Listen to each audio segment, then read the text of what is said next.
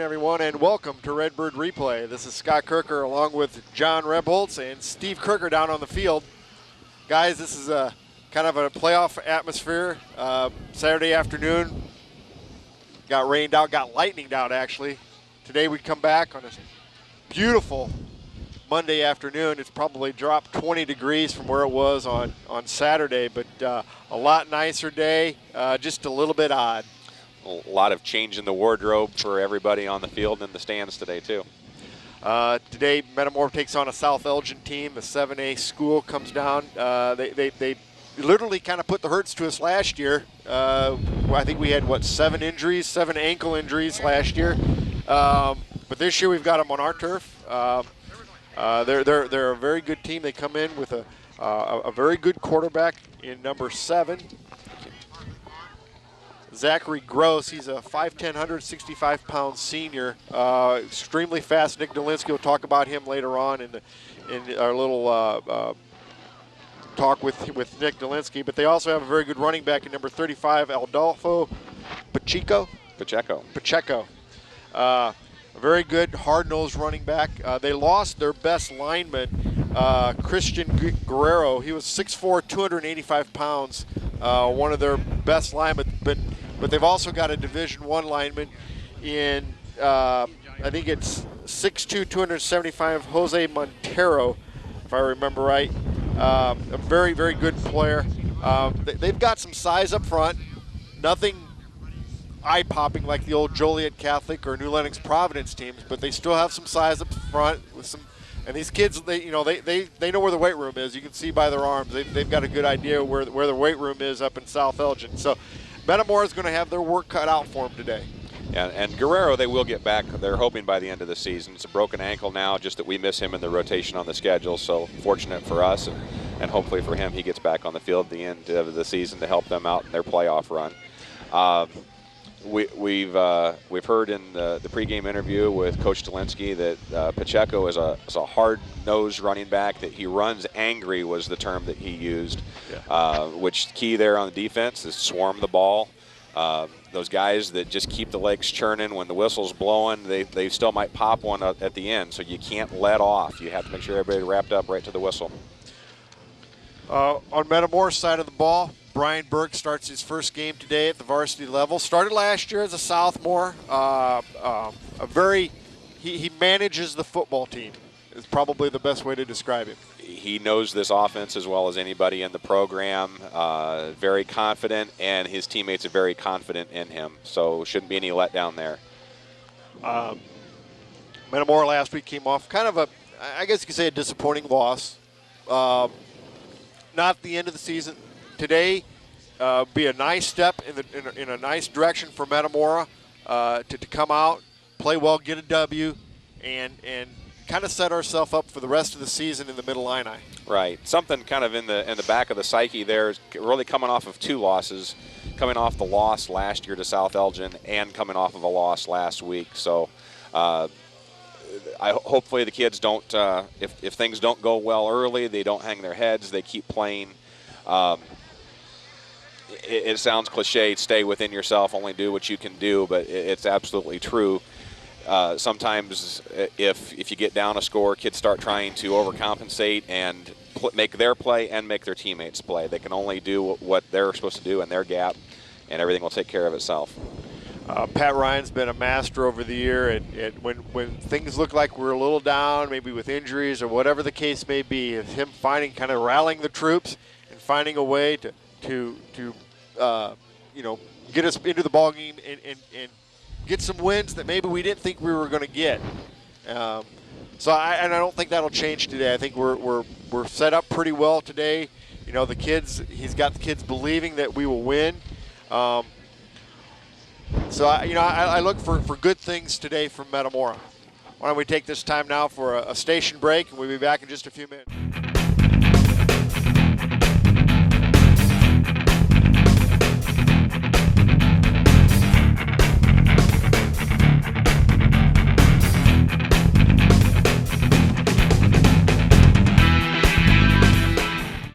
Welcome back to Malone Field.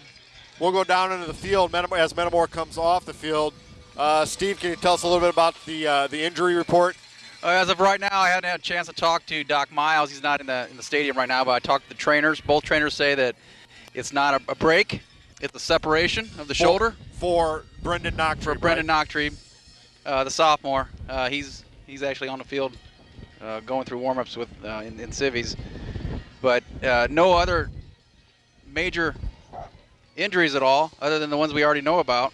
Yeah, and that's a good thing. Next week we get back Blake Mason. That'll help defensively, and this is going to be a short week. We'll really test the Metamora. How well are we going to be able to recover from a game Monday and then play Friday night also? Yeah, well, it's and some of the other little lingering injuries they'll be coming back soon. The older Noctree, is it a hamstring? Yeah, I believe so. And yes. he looks good. Who knows what he can do on a field, but he's walking around real nice, so that looks good. So Metamora goes off the field. Steve, up here it feels like there's quite a bit of wind. Is it the same down on the field? Yeah, it is. It's just as strong down here on the field, coming straight out of the north almost, going toward the pine trees. A lot of rain on Saturday. I would imagine the field probably has withstood that fairly well. It's this field is in fantastic shape. It drains well. The turf is tough. It weathered it real well, and over here, and a couple of the South Elgin players come out on the field about a couple hours ago in their civvies, walking around, and I heard them. They mentioned to each other that this is probably the best field, natural grass field they've ever played on. Yeah, and their coaches made the same comment earlier that this was the second best natural grass field that they've played on as a school. Going back a few years ago, they said Vernon Hills up in Chicago was maybe just a slight bit nicer, but maybe not by much, if at all. Well, that says a lot. Yes. Reb, I think today Metamora comes out. They're going to go on defense first. South Elgin will receive. I think it's important for Metamora to set the tone early on defense. That's a great opportunity to come out and get a little popping going early and kind of settle in. Offensively, I think when Metamora gets the ball, I think you come out, you mix it up equally between Dakota Durr and Charlie Novotnik. That's a pretty good tandem back there. Take some of those opening game jitters off of Brian Burke's shoulders. Let those guys carry the ball. Nothing fancy, just some straight ahead Metamora ground and pound.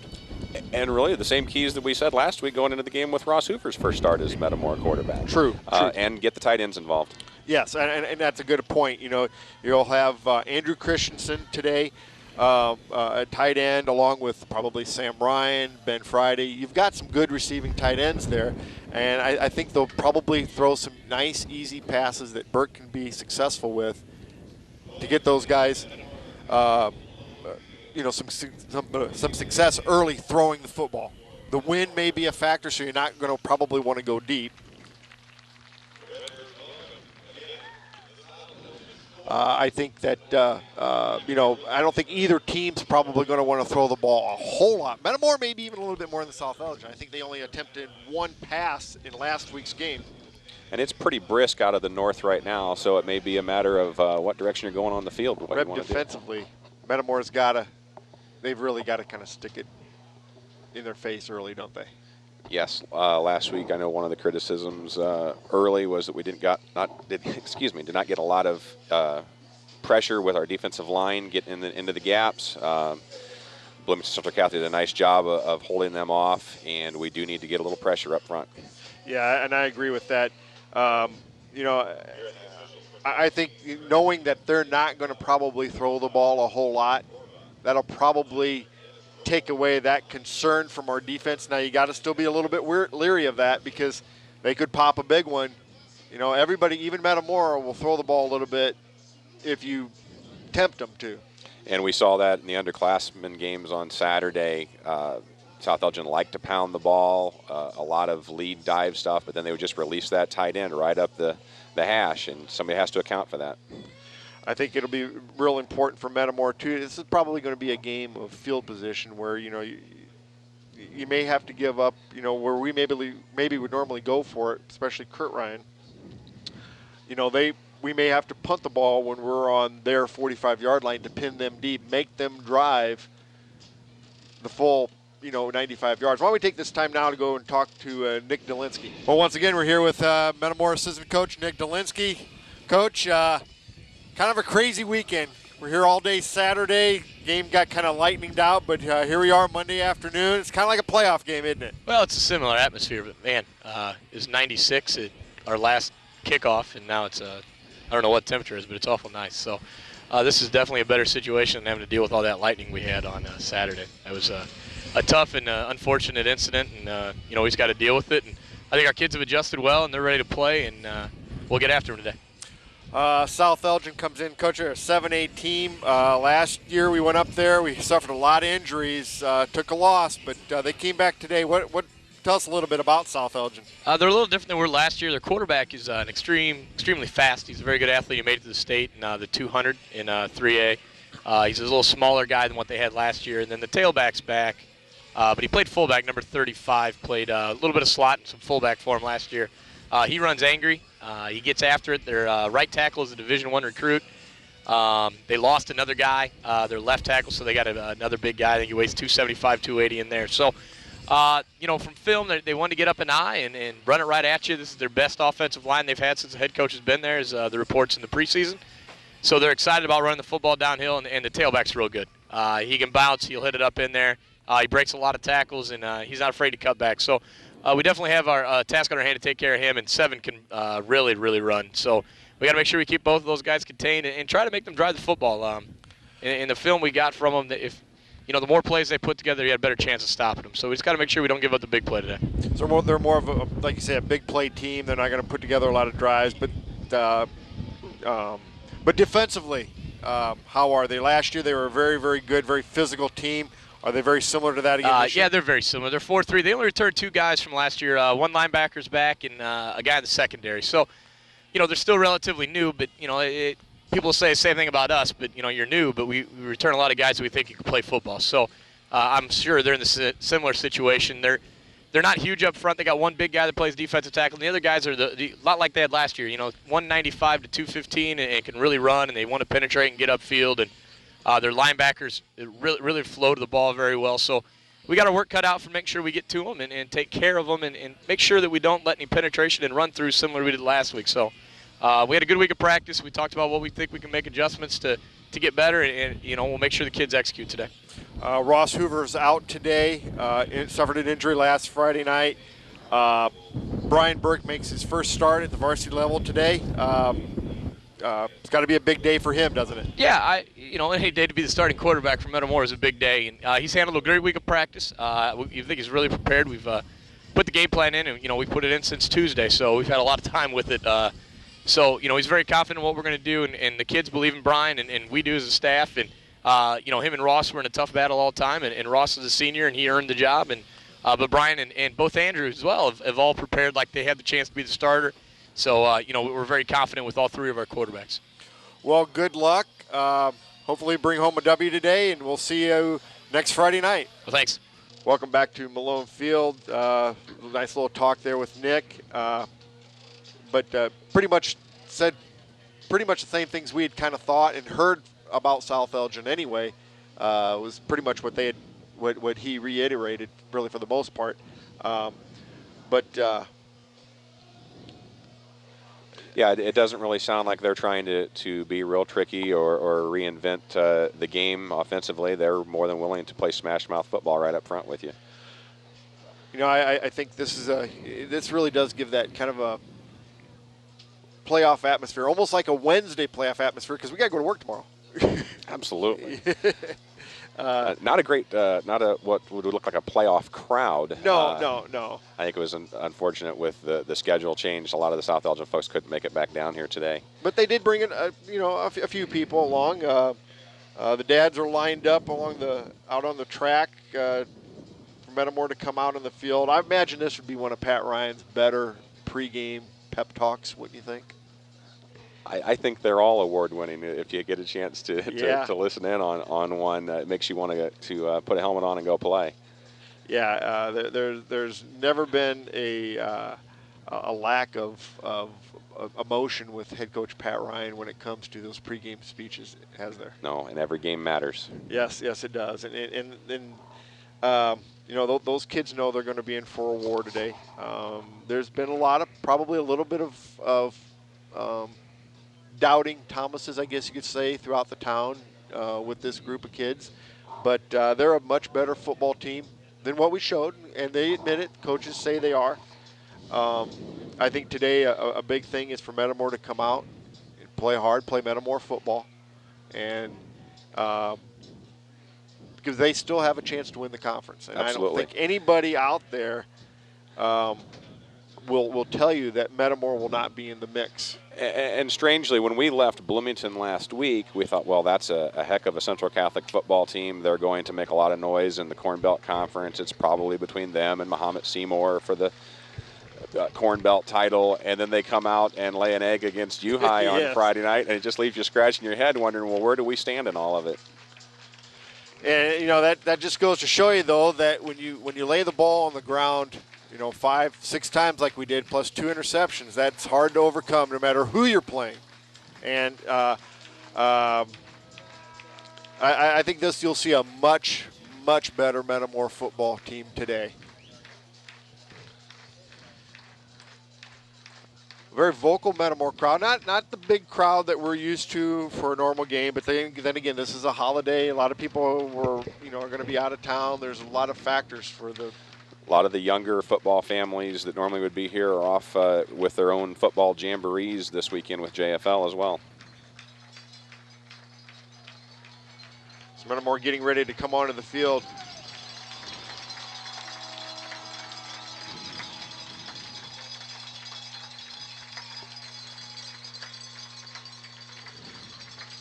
John, I really do have a lot of confidence in this game today for Metamora. I just have that feeling that a lot of people are doubting these kids, and they're going to come out and kind of make some believers out of some people.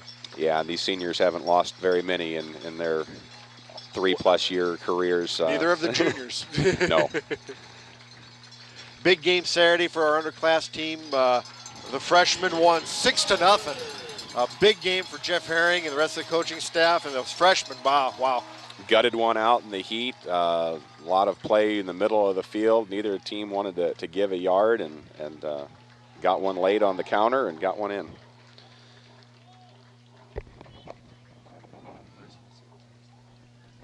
Back deep on their back. Back deep for South Elgin. I believe that's number 15, Tommy Aza, and 22, Michael Bahina. Bahina, I believe, was the pronunciation the South Elgin folks gave us up here.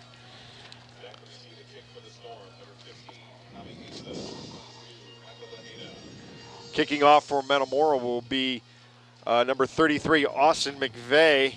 Did a nice job last week replacing, I guess you could say, Brennan Van Meegen's a legend. He started that his freshman year with the big kick down in Champaign. And spoiled Metamora fans. Yes. Everybody was looking for that big kickoff into the end zone, which doesn't happen at every kickoff in high school football, but boy, we saw a lot of it the last few years.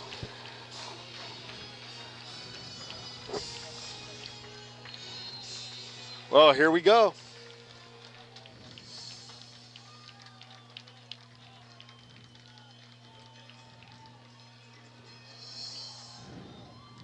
And that'll go into the end zone, much like Mr. Van Meegen's.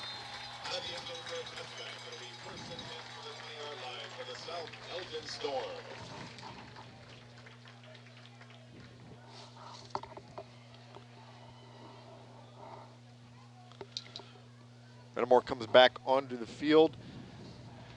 Quarterback for South Elgin is number 7, Zachary Morse. We talked a little bit about him in the pregame. Very fast, one of the fastest kids in the state. Coach Zelensky said he was a state qualifier in the 200 at Class 3A, which is the large class in the state of Illinois. Got to have some swarming tackles.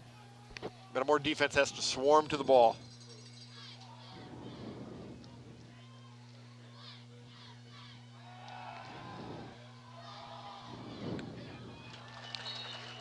A little bit of a surprise there. Came out throwing the football.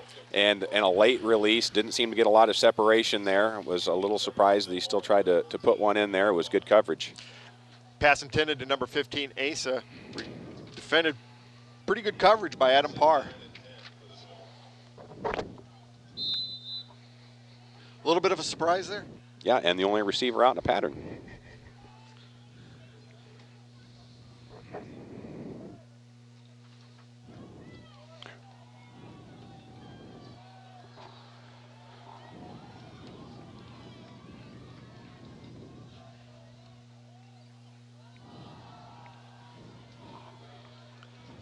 Great defense by Metamora. I can't tell who that was out there. Looked like Jordan Cancino. Pachenko with the carry, picked up of about 3. Chase Scott also out there, did a nice job stringing that. Brings up a 3rd and about 6. And Dakota Durr. Boy, it looked like he was going to have some room. Looked like they'd kind of sealed our inside, but Trying to get the edge. nice job by the Metamora defense.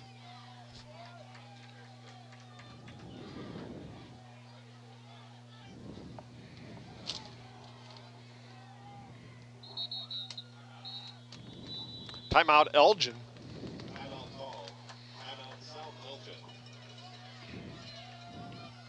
Well, they came out and threw on first down, came out on 3rd down and had them split both sides. It makes you wonder if there's something they've seen in game film either from last year or from week 1 that's something they want to try to go after. Well, you know, the guys they have split out are, you know, this number 82, Joe Crivello. He's 6'2". You know, most of the receivers look to be in the 6'2" range, and, you know, our DB on that side is Jordan Casino at 5'9". So maybe that's what they see.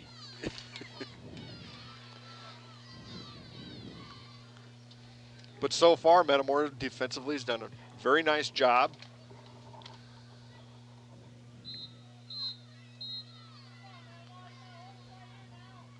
Big 3rd down from Metamora. South Elgin comes up to the line of scrimmage. They're a big team, but they don't look like they've, you know, they don't look like they tower over us or you know, completely outweigh us. They're we're not lost in the shadows in No. the trenches down there.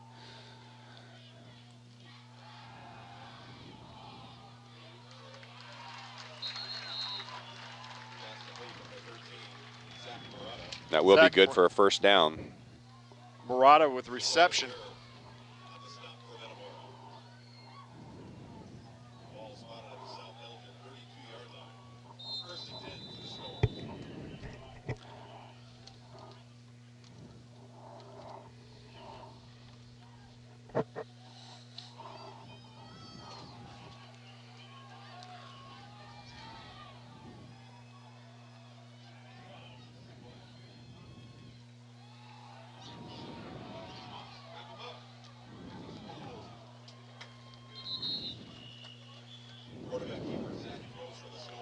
Well, they had us spread out a little bit there.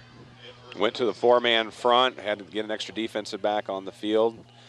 Spread it out, looked for a gap. Ryan McGowan was in pursuit there. Dakota Durr with a big hit to finish that one off.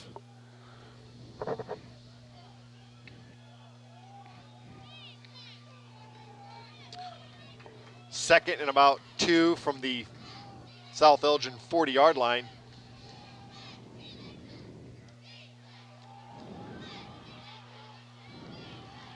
Boy, it looked like they had him bottled up there, but he made a nice shift at the line of scrimmage, got out to almost the 50-yard line where it'll be 1st and 10, South Elgin. Very nice cutback by Pacheco.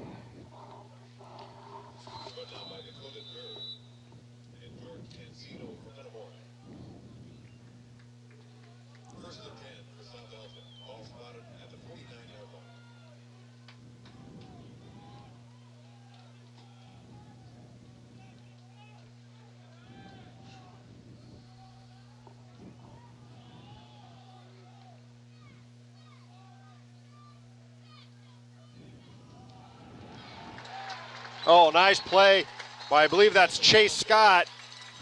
Nice job for about a yard loss. Everybody on defense coming in an alley on that one. Yes, Ryan McGowan also in on that tackle, made the initial hit, I believe.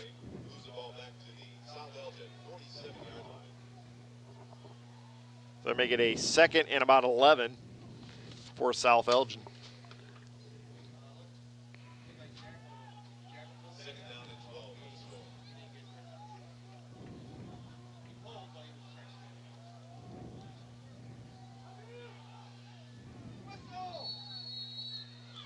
And that'll be a delay of game. That'll move them back another 5 yards.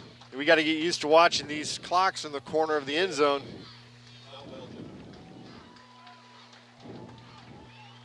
And this is our first home varsity game, something we haven't mentioned. We have the new play clocks at each end zone. That's controlled by an official on the field, and it's up to the officials whether they want to use them. They are in use today.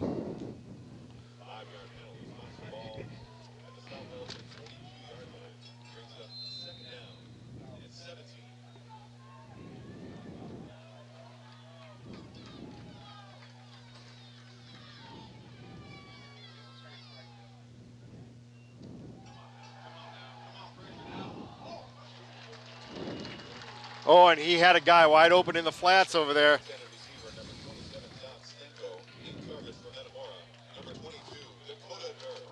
That'll bring up a 3rd and long. Big down for Metamora. We'll have a lot of speed on the field on the defense. Everybody getting a man. So far, John, what have you seen from the Metamora defense?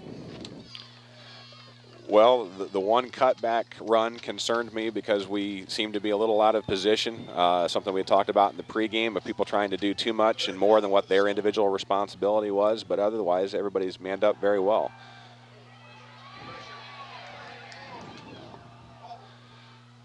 Oh, nice play by Jordan Cancino.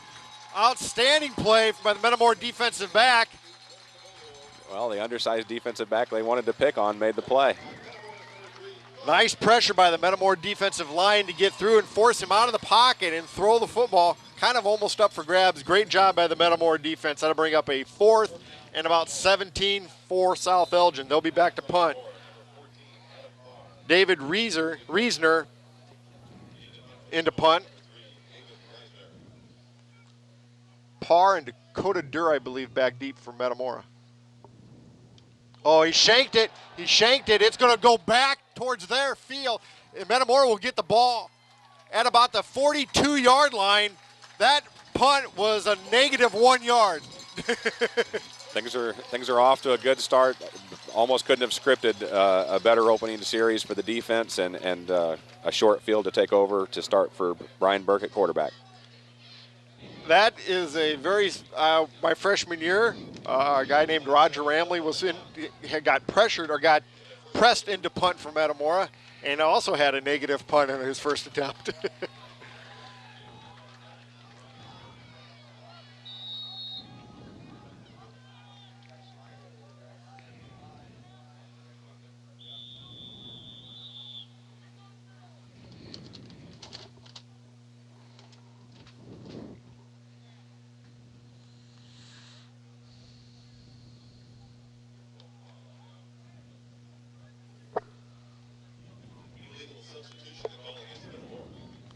Did we have 12 men on the field? Well, that's not what we wanted to start with. No, interesting look otherwise. We had Novotnik alone in the backfield with Burke. McVeigh and Turbush split out wide. So that'll bring up a 1st and 15.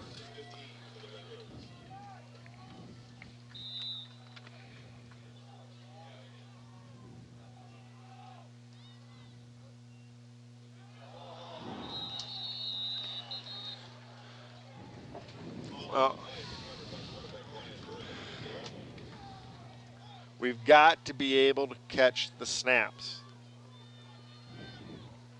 A little nerves there, maybe? Perhaps.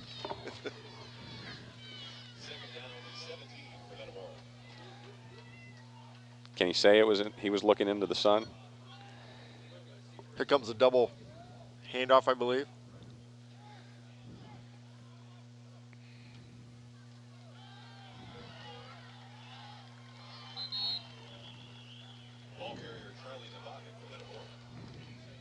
That'll bring up a 3rd down and about 17.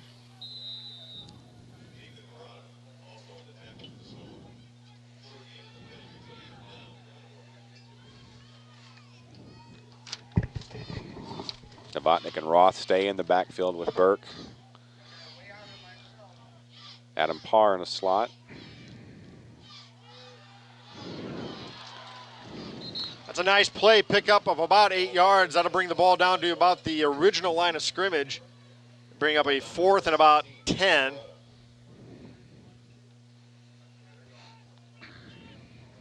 Nope, looks like we're going to go for the punt. Field position game. We talked about that a little bit earlier. Absolutely.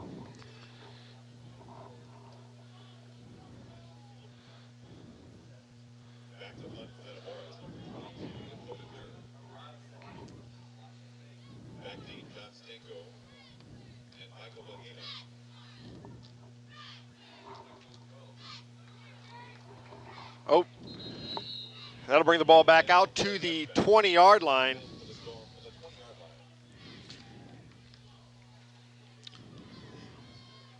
Nice 7-yard pickup, though, by Parr on 3rd and long. And out of a formation we haven't seen very often, No. just trying to take advantage of his speed and athleticism there on the edge.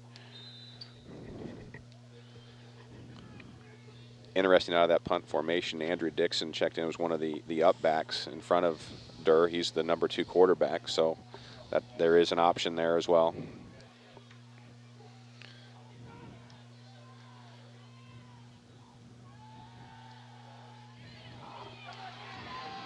Good pursuit by the Metamora defense. We could have safety. That might be grounding. There is no, they call it a safety. Great pursuit by the Metamora defense. They had him bottled in everywhere he turned. There was a red jersey. Was that Tyler Deathridge? Grounding is the call in the end zone. So Metamora will take the early 2-point lead and will get the ball. They'll have to kick off from, I believe, the 30-yard line.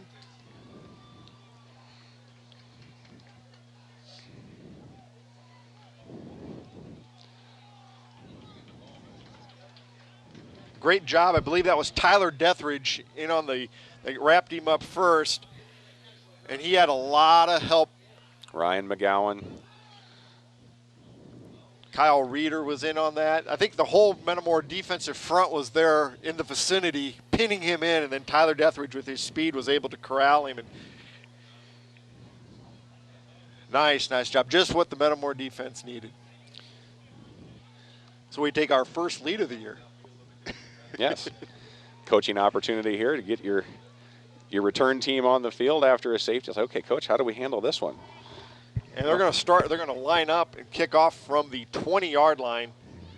I believe that's our first safety in close to 10, 15 years maybe. If we lean out the window at halftime, there's probably a few that could tell us exactly when it was. Probably Kelly Willard, probably knows the date. Location, who was sacked. The guy who got sacked, his girlfriend, and the guy that sacked him and his girlfriend.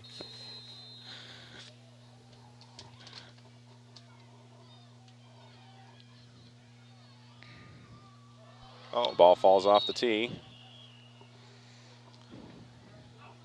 Senior year, we play at IVC. Very similar thing happened, but the kicker whiffed and barely tipped the ball off the tee. Everybody just kind of stood around, but he had touched it. Tom Ricca ran from our back. He was back about the 10-yard line, ran up, picked the ball up, and went in. It was the Tribune's number 4 odd play of the year. I remember that play occurring. I was walking around the outside of the fence and put my head down and couldn't figure out how in the heck we had just scored.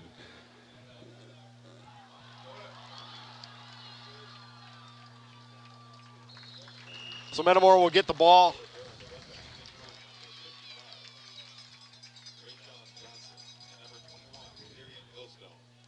Metamora will get the ball on their own 44-yard line. Good field position. Outstanding. And you said it's a field position game, and that came into play, that we were able to set them back even after the punt went into the end zone, pushing them back to their 20.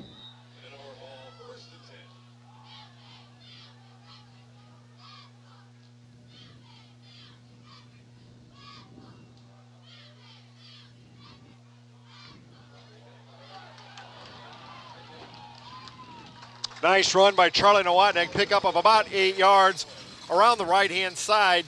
Got some nice blocking out there. They sealed that side. They cross into South Elgin territory at the 48-yard line. Novotnik is a speed back. When you get that green in front of him, he can chew it up in a hurry.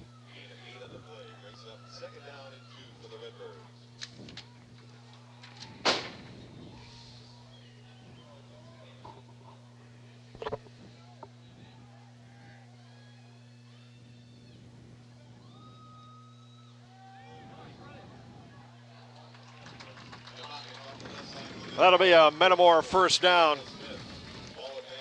Keep moving the change. First 2 possessions, average starting field position is the 50-yard line.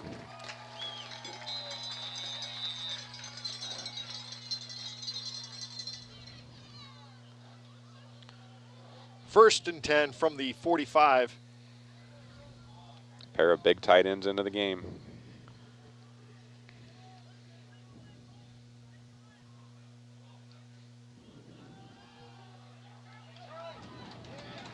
Charlie, another nice play on first down. Pickup of about 7. Nice job by the boys up front.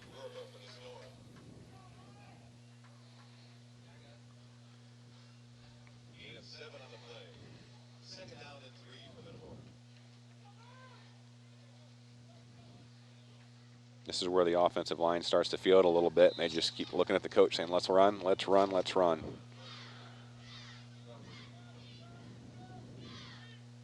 Burke with the keeper. Pickup of about 1 yard. Nice fake. Had a little room there. They closed quick.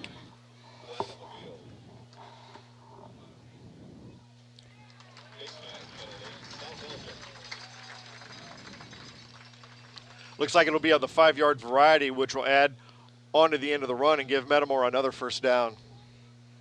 Somebody's got a little extra handle on Burke at the end of the play.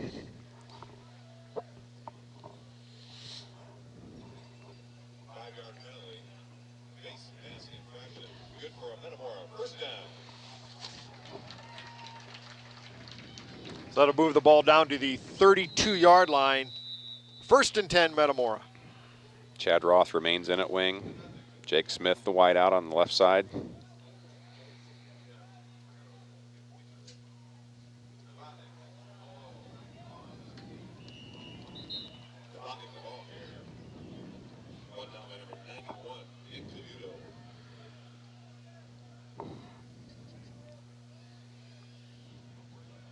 That'll make it a 2nd and 11.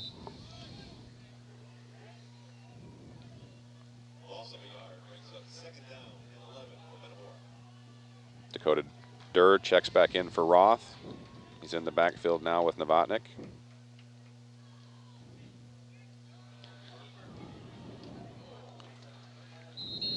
Pickup of about.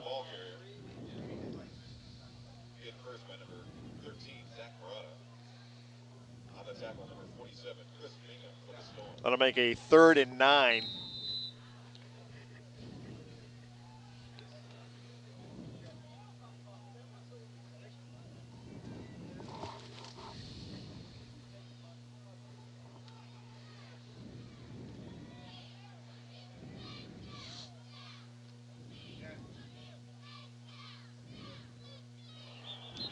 And it looks like they jumped off sides. That'll make it a much more manageable 3rd down.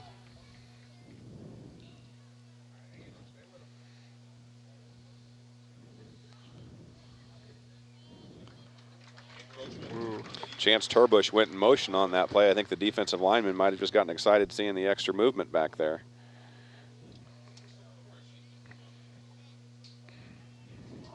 So that'll make it a 3rd and 4 from Metamora.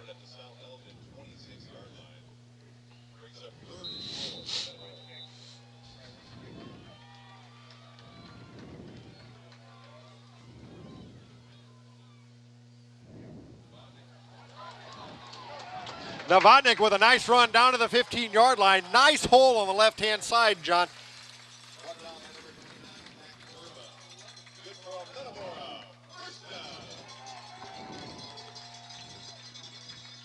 So Metamora will take it 1st and 10 from the right on the 15-yard line.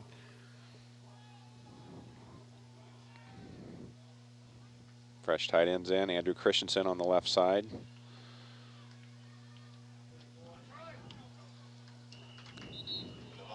Pickup of about 2.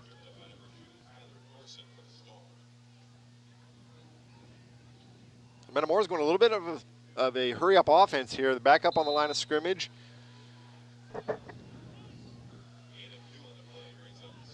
Plays in. The linemen check the bands. 2nd and 8. Burke back under center.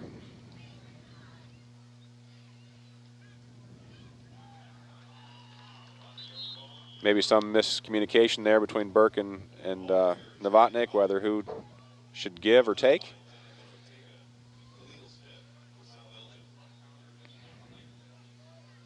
Key there is the ball's not on the ground.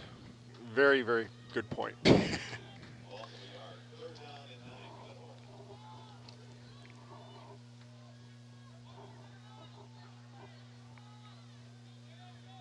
Turbush in motion.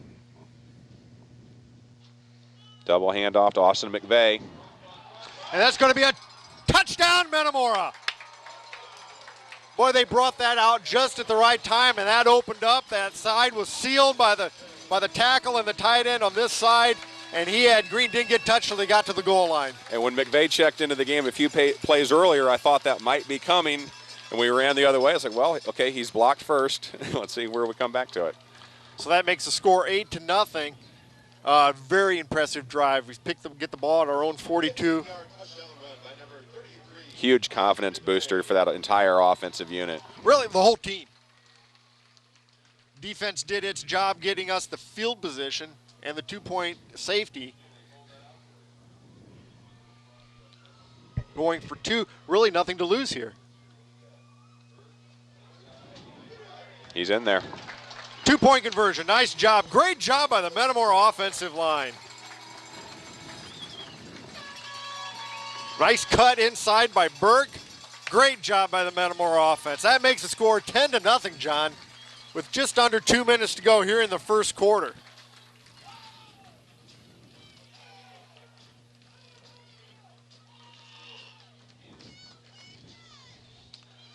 Take this time, too, and thank a couple of our sponsors, Bill Christ at Country Financial here in Metamora, Kaufman Chiropractic in Germantown, Corey's Bar and Grill. You can go there and watch the game after the game. Get some wings. Mason Funeral Home. Guess you really don't want to go visit them, though, do you? No, but Ross will say hello when you stop by. Yeah, stop in and say hi to Ross. He'll always talk to you. And he'll talk some Metamora football. Yes, he will. 1:24 left in the first quarter. Metamora takes the lead, 10-0. Great confidence boost for the Metamora team, coaching staff, and the fans.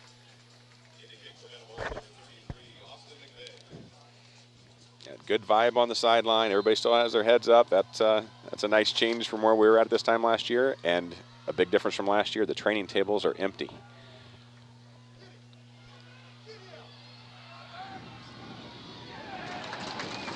Oh, big hit at about the 22-yard line. Isaiah Blumenshine. Big hit. Big junior lineman taking advantage of the opportunity.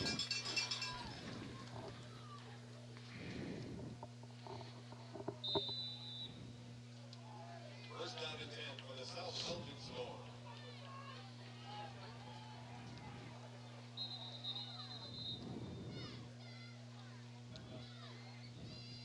Timeout to get the tee off the field.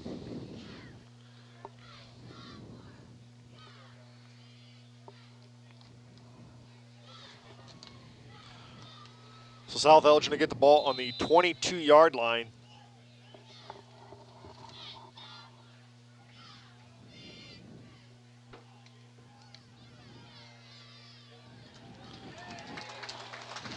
It looked like Zach Melindy, Dakota Durr, and maybe even Adam Bowers in on that tackle. And Chase Scott with some cleanup.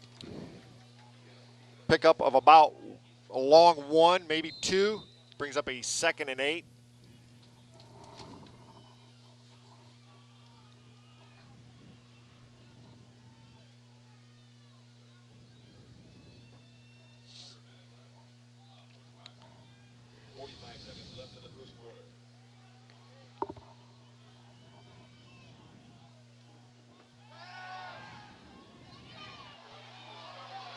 Good pursuit again by the defensive line. Oh, great job by Kyle Reeder. He doesn't get the sack on that. Brian McGowan will get the sack, but Kyle Reeder made that play, keeping inside contained. He had contained, turned him back. Then the linebacker and Ryan McGowan finished it off.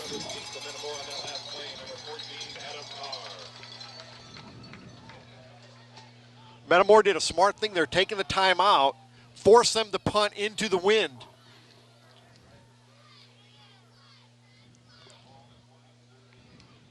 Well, the people in Metamora last week were saying we need to get more pressure. We need to get more pressure. We're getting more pressure. We're seeing it now. We've dialed it up.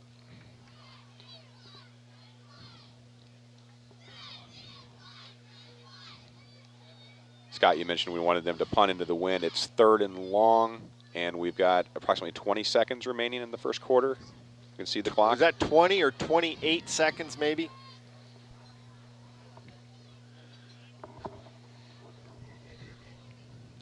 Well, you may see another timeout at the end of this play.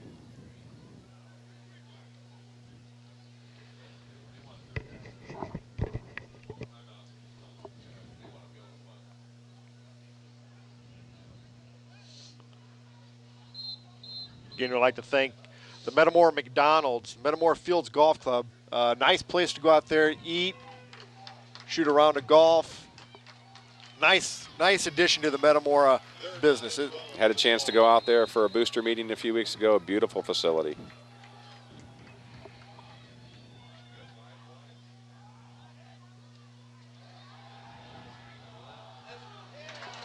That'll be an incomplete pass. We don't have to take a timeout.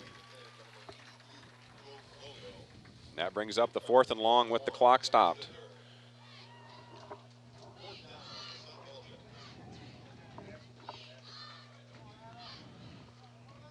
Parr, Dakota Durr back deep for Metamora.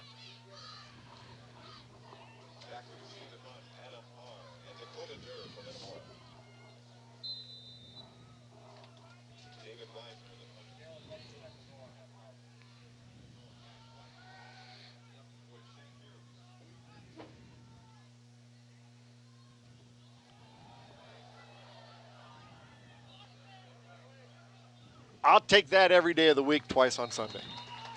3rd possession of the game, and we're still starting off at midfield.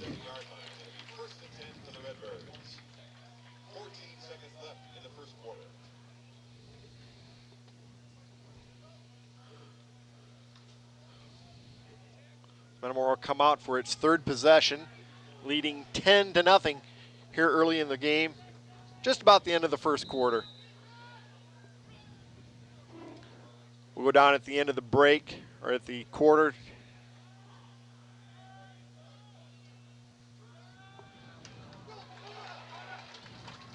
And he'll be close to a Metamora first down. I believe that'll be the end of the first quarter. 7 seconds left in the first quarter. And I believe they'll let They'll that wind the out. clock.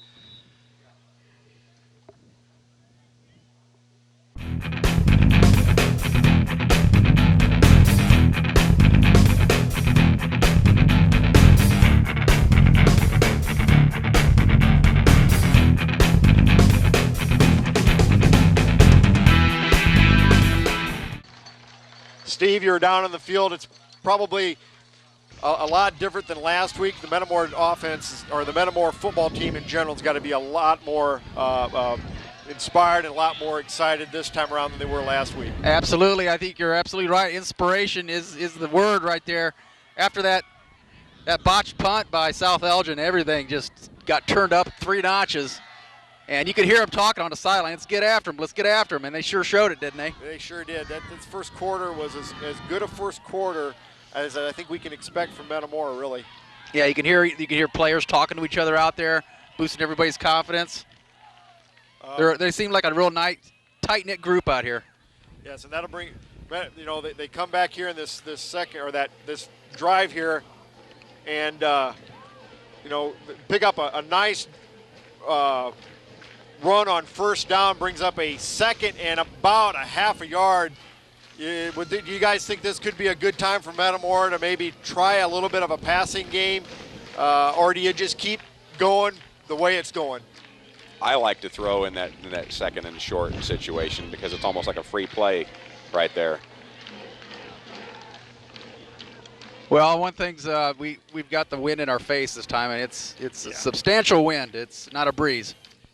You know, you can look at the goalposts and you see the flags flying. They don't look like they're flying a lot, but Steve, it must be a little bit more of a swirling wind. We could tell by that kickoff or that punt by South Elgin. Yeah, it just stopped it dead in its tracks. So here we go to start the second quarter. Metamora will come out a second and very short.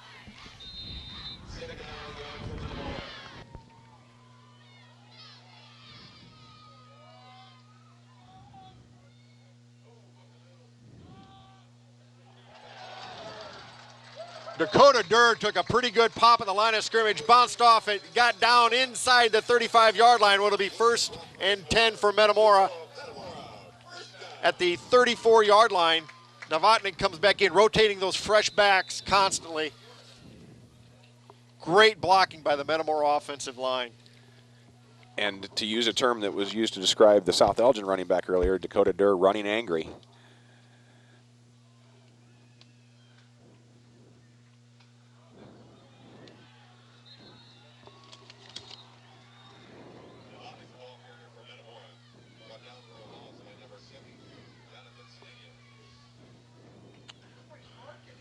Nice job by the South Elgin defense. You got to give them credit for that. Weren't fooled at all and got a lot of penetration across the line.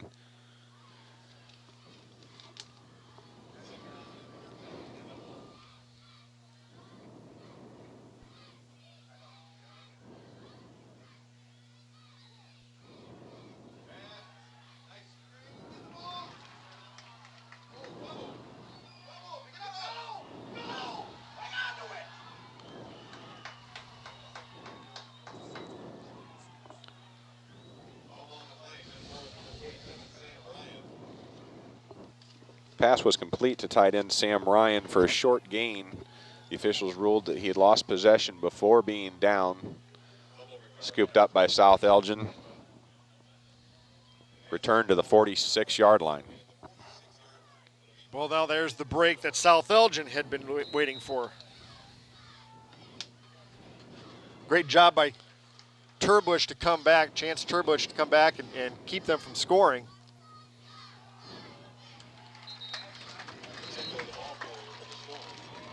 Brandon White in on the tackle from Metamora. Nice job scraping down the line, making the tackle for a 1-yard gain.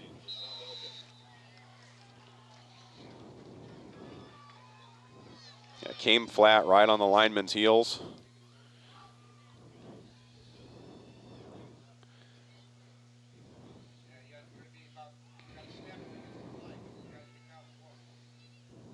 Continuing with the 4-man front.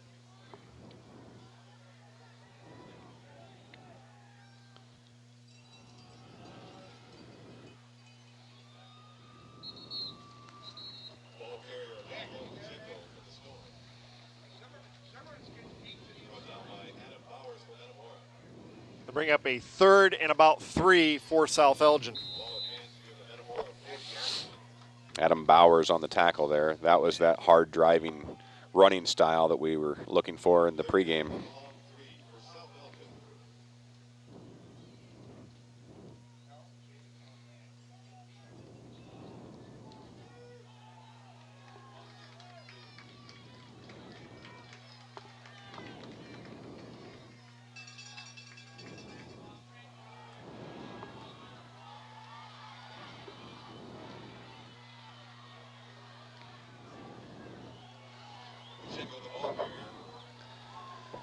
Scott, that time they lined up a receiver wide this way. They took him in motion back towards the line, and right then they snapped the ball, bring everything back, and that receiver's sealing down on the end. Right. It looks like we got caught a little flat-footed.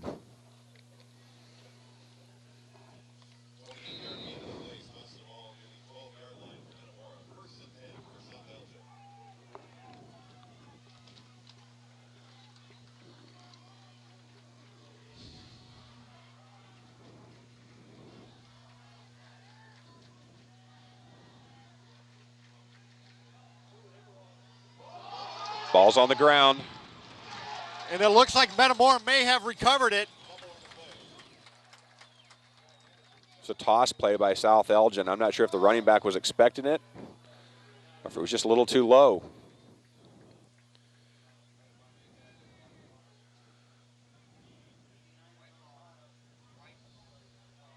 Second down. Second down. South Elgin did recover it. Ball recovered by South Elgin. It'll bring up second down. It looked like Ryan McGowan was the first jersey on top of it, but couldn't get it pulled in. That'll make it a 2nd and about 14 for South Elgin. Boy, that'd have been a huge turnover. Gain that momentum right back.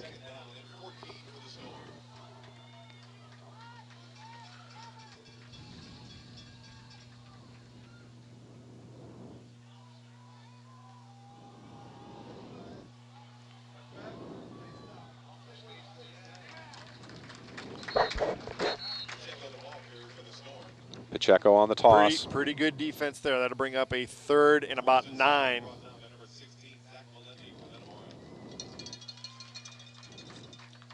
Pacheco slow getting up. He'll leave the field. Well, he's holding that, or let that left shoulder maybe.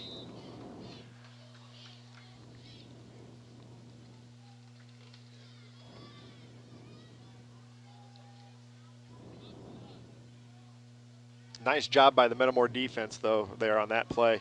Continuing to swarm to the ball. It looks like on that toss, they really want to try to stretch that defense out and see if they can get a gap, get a seam, and just cut it up. And did they get the timeout? Yes, they did, just in time.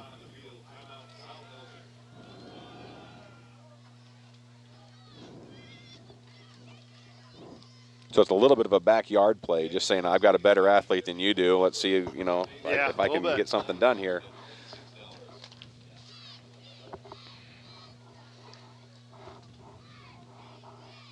This afternoon's winning number is 493-995.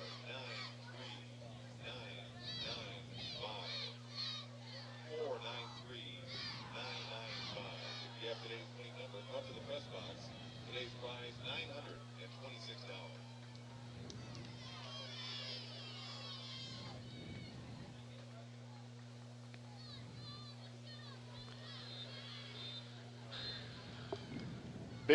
Big down for the Metamora defense, John.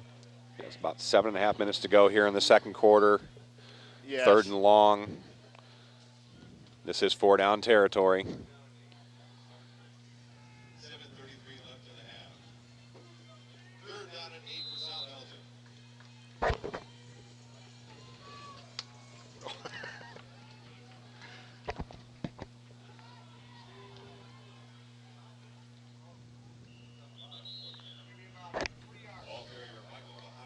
Carries down to about the 5-yard line.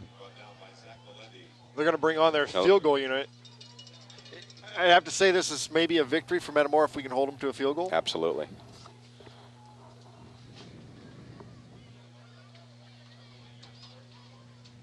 Fourth down and 3.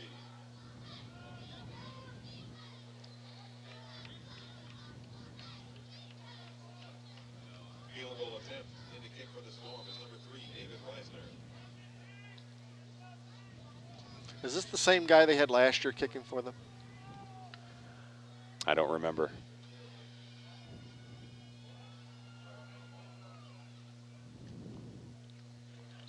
Looks like he got it.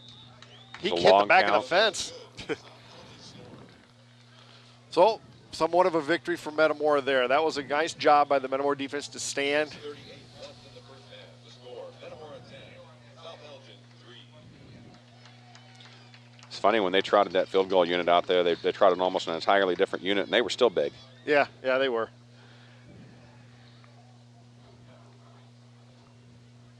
Got to still feel good about Metamora so far. You know, we're still up 10-3, and we've been moving the football. And we've pretty much been able to dictate how the game's been played so far. Yes.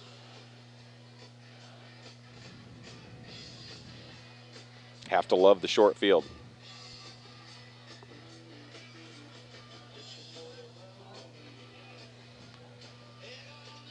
I think they might try to catch us off guard and go for the onside kick. We have good hands up front.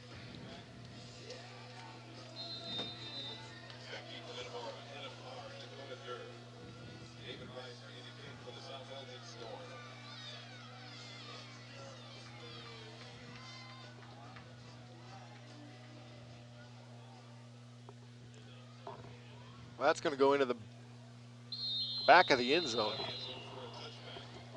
Wow. We're used to seeing that, aren't we?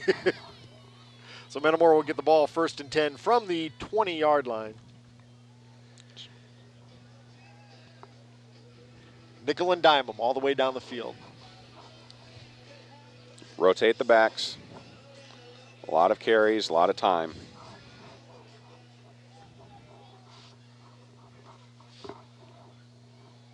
Go down, score.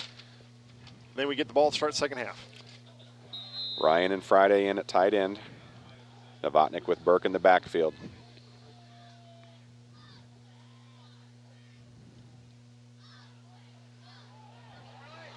Chucky on a big one. Chucky with a big gainer. Followed, it looked like.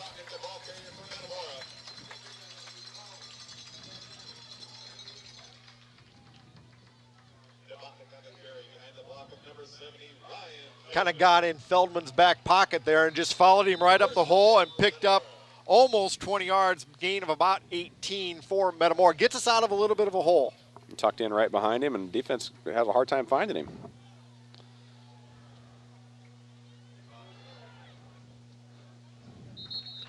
Pickup of about 5 yards again.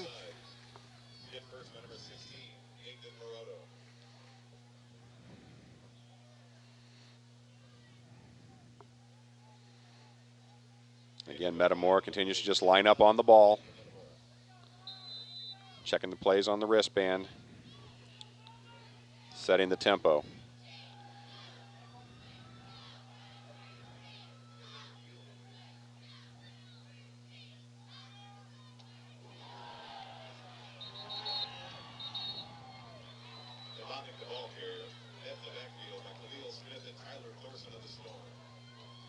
Big hit.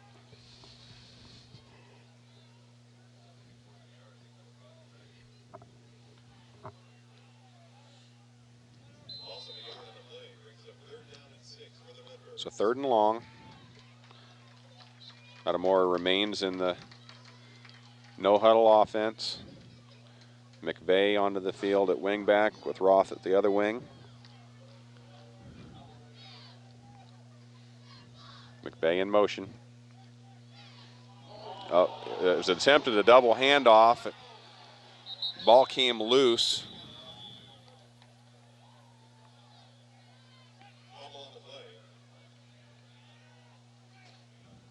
Metamora ball. Brings up a 4th and long. Nope, now they are calling it South Elgin ball. So a turnover on the 40-yard line, Scott. That's 2 possessions now in a row where we've had. It didn't look like South Elgin had defensed that pretty well. Time on the clock, 4:55 left in the half, 4:55. You can see the double handoff coming. It went to the first back. The ball was bobbling forward. I don't know if the wing coming in ever saw it. Chase Scott in pursuit. Nice job by the Metamora defense there once again.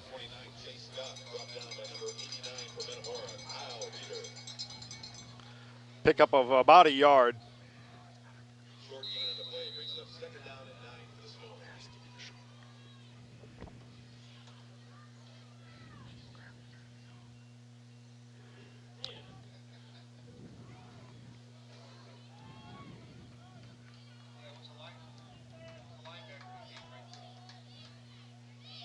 Comes a sweep this side.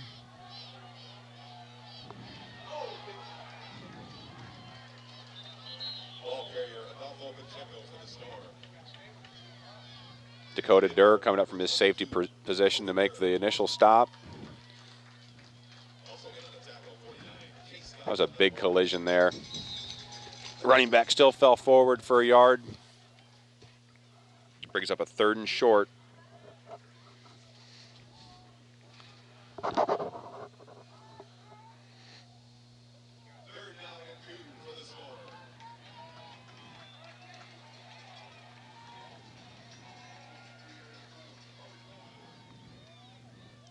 That'll be a first down. Stopped by Chase Scott for Metamora. Ball spotted at the Metamora 28-yard line. First and 10 for South Elgin.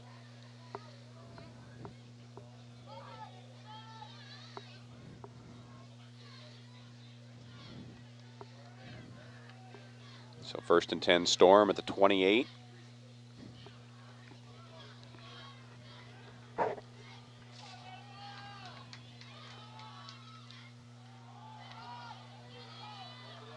Toss play again.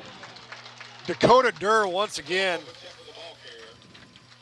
Corralled by number 22 for Metamora, Dakota Durr. Pickup of about 2 yards on the play, bring up a 2nd and 8. Just over 2 minutes to go. It's over 2 minutes to go here in the first half. Metamora leading 10-7, 10-3, excuse me.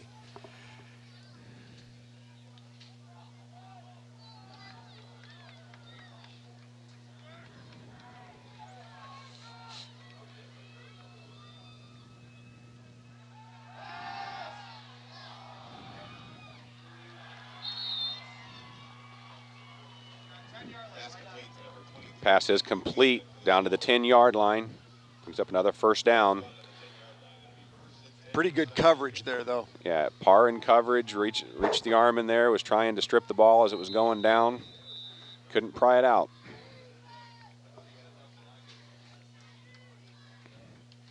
We're just outside the 10. South Elgin can still get a first down without scoring.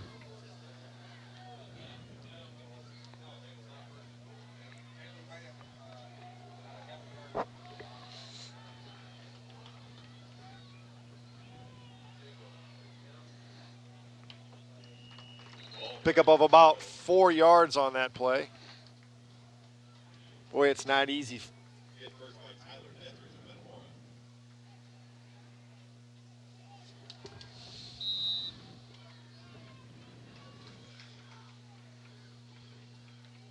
Metamora. A lot of collision going on when they go with their bigs up front.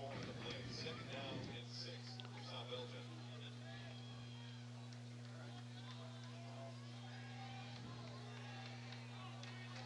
And that is a big fullback to contend with just to get to Pacheco.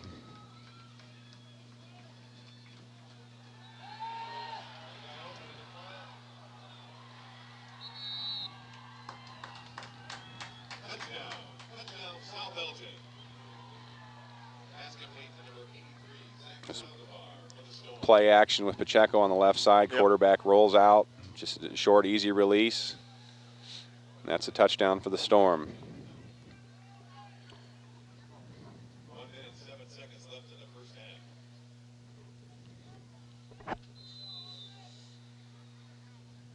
The nice thing is we get the ball to start the second half. Meisner.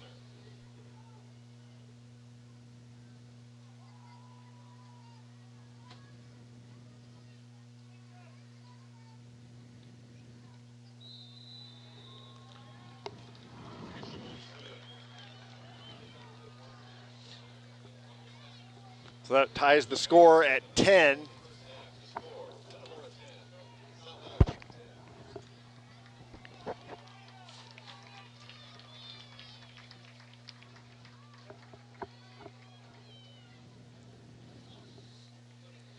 Well, lesson learned last week, turnovers will kill you. Yes, yes. And both turnovers have gotten them points. We've given them the short field.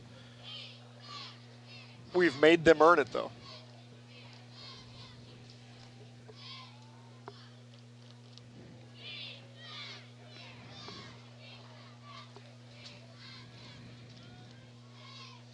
but we've been able to prove that we can move the football against them. Yeah, and it hasn't been a fluke. Every series we've been productive on offense. I'd have to say our offensive line has done the job up front. I think the offensive line's confidence is still very high right now. They just want to get the hand in the dirt and go after it.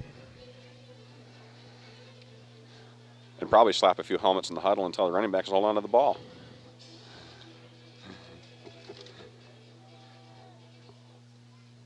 I'll start on the 20.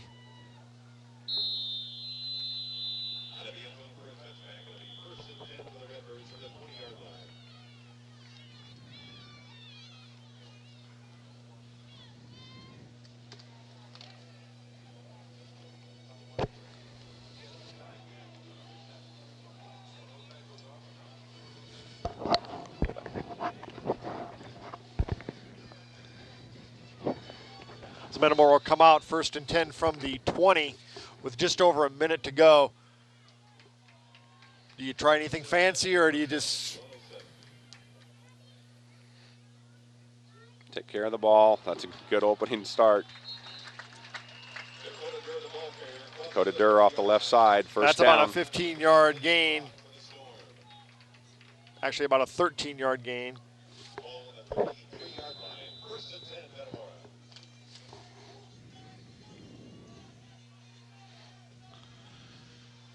Dual backs again, Durr and Novotnik in the backfield.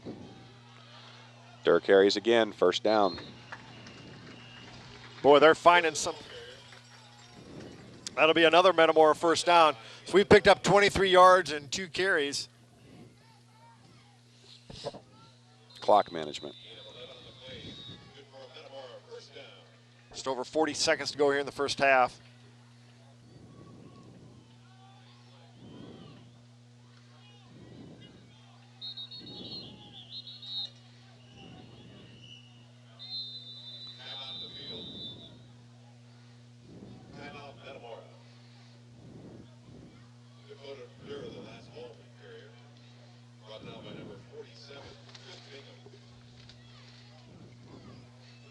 South Elgin coach screaming to his defense, get me the ball. He wants the strip. Whoa. I think this is a very, very encouraging sign. Metamora gives up the tying touchdown. We come back and we move the ball extremely well. Right Even back if we're not at him. able to score. Sets a tone.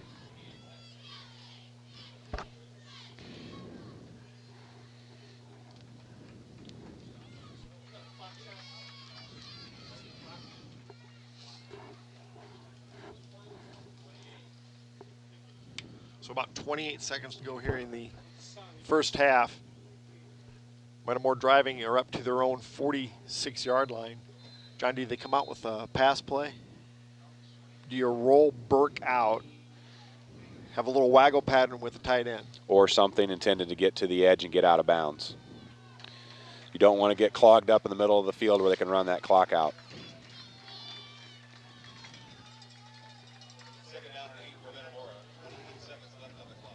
Do they come back with that same double handoff?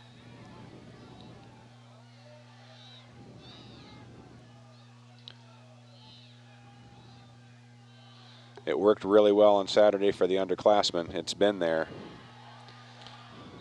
Were they? There we completed the double handoff. Novotnik was wrapped up as he was giving the ball to Durr, and the officials have blown the play dead.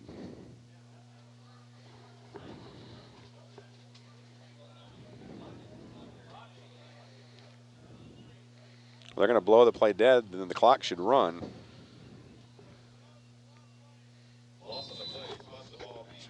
So that'll bring it down. It's under 10 seconds. They'll let it run out into the first half. Metamora still has to be very happy going into this halftime. Steve, is it the feeling down in the field still?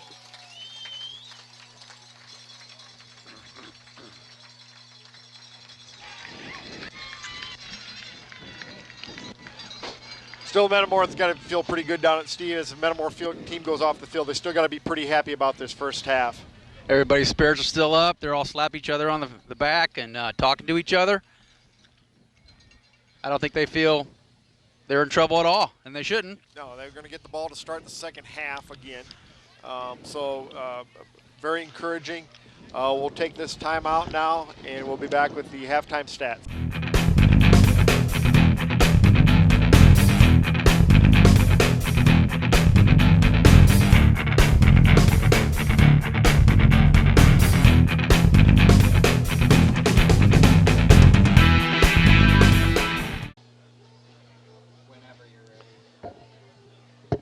Okay, the first half stats for South Elgin, rushing yardage. The quarterback Gross had 6 carries for -10 yards. Pacheco had 11 carries for 66 yards. They had a total of 18 carries for 60 yards. Receiving, Wiedemann had 1 catch for 9 yards, and Naktib had 1 catch for 8 yards, and Saladivar had 1 catch for 6 yards and a touchdown. Gross was 3 for 8 for 23 yards and 1 touchdown. They had a total yardage of 83 yards. They had 3 first downs rushing, 2 passing, and 0 penalty. Now for Metamora. Dorr had 5 carries for 40 yards. Novotnik had 13 carries for 45 yards. Burke had 3 carries for 3 yards. Parr had 1 carry for 8 yards. And McVeigh had 1 carry for 15 yards and a touchdown. We had a total of 23 carries for 115 yards and 1 touchdown. And now passing. Burke was 1 for 1 for 6 yards. And it was through that to Sam Ryan for 6 yards. So we had a total of 121 yards total offense in the first half. We had 7 first downs and 1 first down by penalty for a total of 8 first downs. First half score is South Elgin 10 and Metamora 10. Welcome back to Malone Field. Metamora and South Elgin are all knotted up at 10-10. And here at halftime, Metamora will get the ball to start the second half. John, this has been a kind of a Donnybrook for Metamora. Yeah, nice tight game. It feels you almost made the mistake of saying welcome back where Metamora has a lead, because it felt like it. Yeah. The way the game was played, it felt like we dictated the tempo of the game early. Driving there late, and we had the turnover where they were able to go down and score. I think that was probably a point of emphasis for Coach Ryan at halftime. That was an opportunity to get the foot on their throat, as it were, and didn't get that done, and let them back into the ball game here. Fortunately, we do have the ball to start off the second half. I think irregardless, Metamora's going to be very encouraged at the way they've responded this week. Yeah, the kids went in at halftime. They were able to look at each other and say, we can play with these guys. We can beat these guys. Let's just go out and do it now. I think you'll see a much better I think you'll see Metamora actually hang on to the ball the second half. They had a couple miscues, and that led to South Elgin turnovers. Now, you got to give them credit. They stripped the ball from us, and that was our only completion of the afternoon. It resulted in a fumble. Kind of a modest gain to begin with, but we have not let them, have any big plays. No. No, everybody is swarming to the ball very well. We're coming in alleys on defense, causing a lot of pressure, a lot of confusion for them in the backfield, it seems. Where South Elgin has had success is when they can get their bigs out front, and with the big fullback leading, toss to their primary running back, where he gets going downhill. They've done some damage. Metamora, like I said, will receive. We'll see what direction they go into.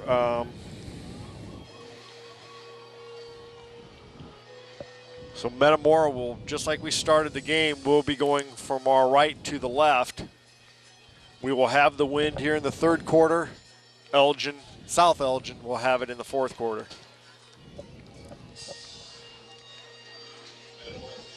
We did vary it a lot on offense in that first half. It wasn't the traditional, shotgun tight formation. We even when we went shotgun, the running back, rather than being in the slot right next to the quarterback, was lining up deep behind the quarterback.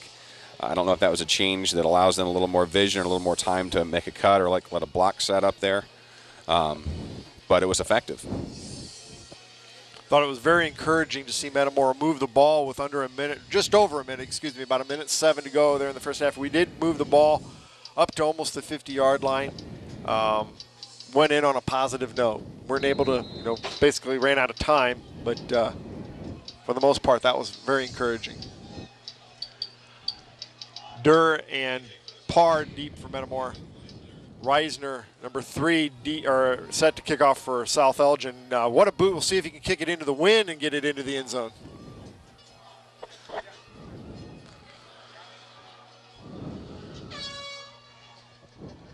Oh, that's going to be returnable down to about the 6.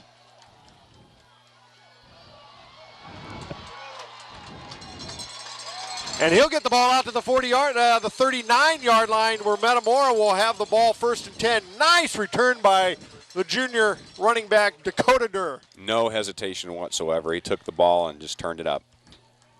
1st and 10 for the Redbirds. Good field position. Metamora comes out for this first possession of the second half. Once again, we're all knotted up at 10. Brian Burke in at quarterback. Metamora tight.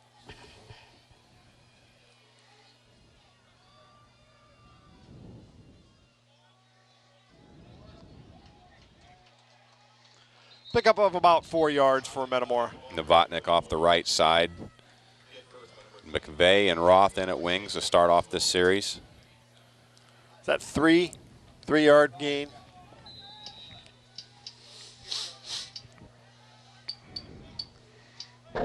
Now the wings off, receivers on. Turbush and Parr in.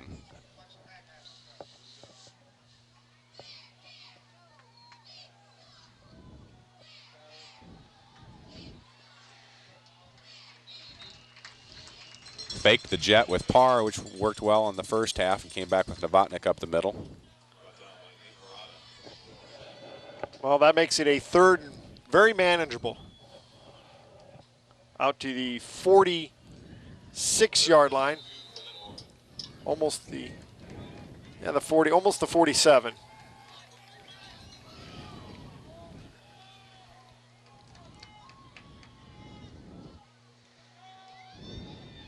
Well, he's got the first down. And he crosses into South Elgin territory down to the 45-yard line of South Elgin. Looked like there was a little bit of hesitation when Novotnik got his shoulders turned to the line, just letting everything set up in front of him and picking his way along. He just kind of slowly grows down the line of scrimmage, doesn't he? Very good vision.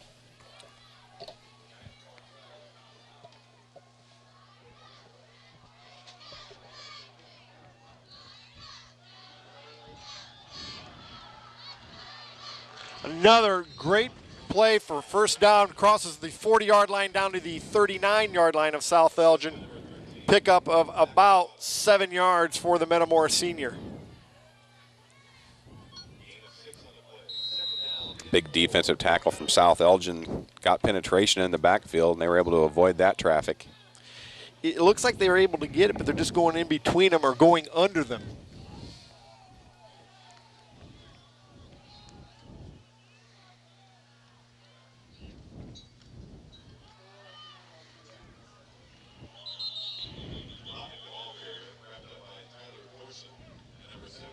Short gain will bring up a 3rd and short.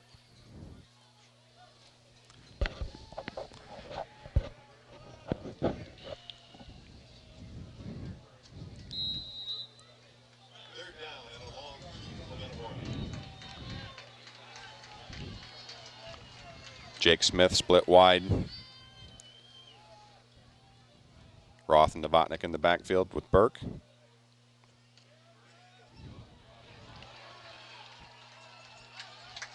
Nice job by the Metamora senior again.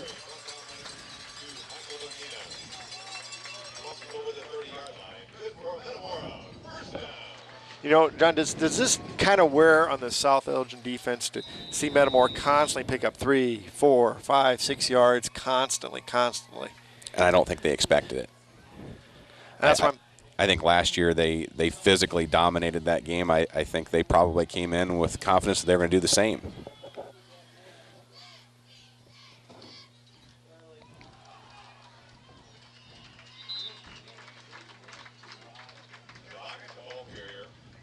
That's another 5, 6 yard gain right there. Another 5 yards right there. And the Storm can continue to not be able to get their defense off the field.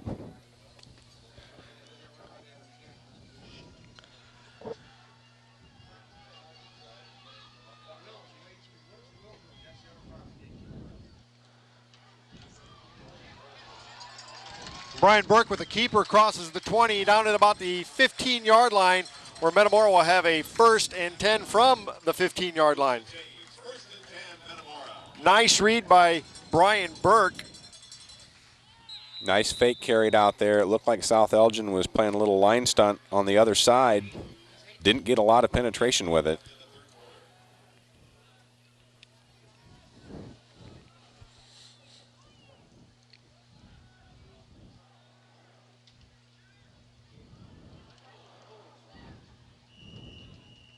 Down to about the 13-yard line.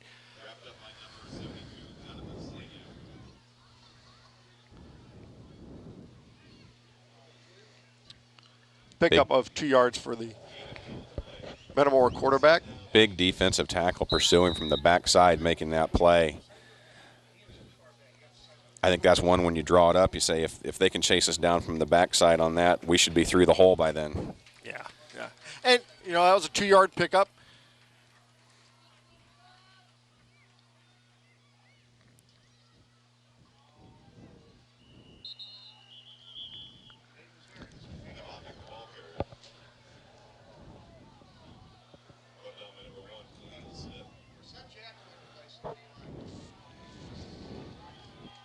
Third and 7. I would say this is probably 4 down territory. Absolutely.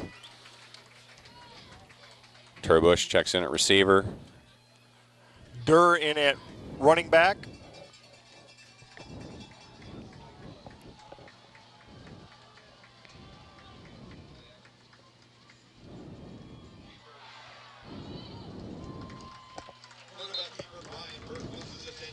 Nice fake to Durr. It's going to bring up a short yardage situation. Inside the 10-yard line. The 4th down and about 4 yards to go for Metamora.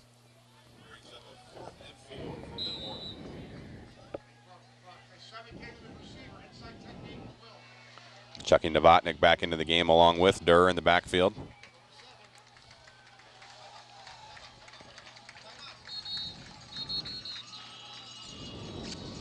No, South Elgin will take a timeout.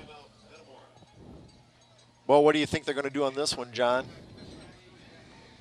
Well, some confusion on who the timeout was awarded to. It looked like South Elgin was calling it. And the official signaled towards Metamora, and now it's been called South Elgin timeout. And we could hear their coaches in the booth next to us yelling for the timeout, so they were definitely the ones. I mean, Metamora wouldn't. Irregardless, John, this has been a very, very nice drive. We've taken the advantage of, well, we've got the win to our advantage, but we've pinned them deep irregardless. And set up right off the bat with the nice kickoff return by Dakota Durr. Exactly.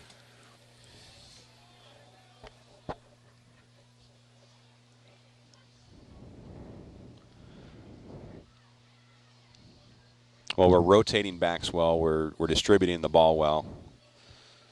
Taking care of the ball very well on this series. Take this time to thank some more of our sponsors: Metamora IGA, PA Atherton Construction, the Redbird Express Mart, Sunbelt Rentals, the Flame Family Restaurant, Greg Edwards at Edward Jones Sol Aztequita, Logo Wear, Heartland Bank, Greg Harmon State Farm Insurance, Michael's Italian Feast, Diddley's, and Germantown Grill. You can also go to the grill and watch the Metamora replay this year.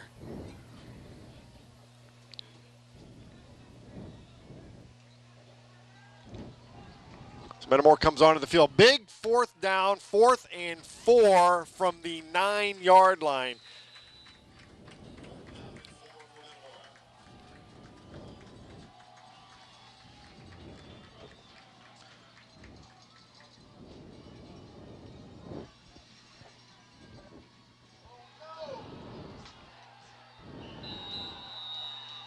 So they hold.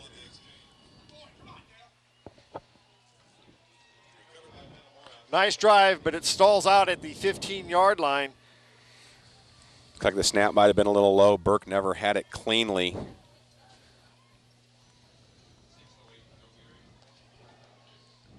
So we hold the ball for almost half of the 3rd quarter.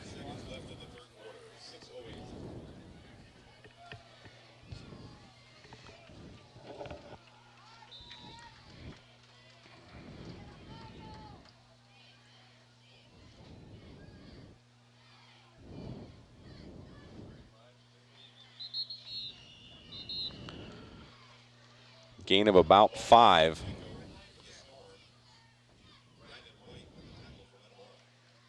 Almost 6 yards on that play.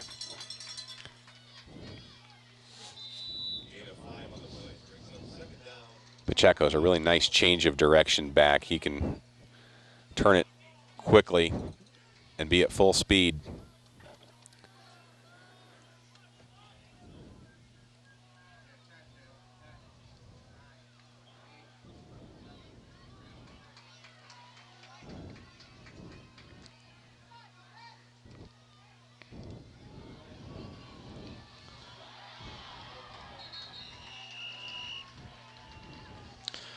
Student body left.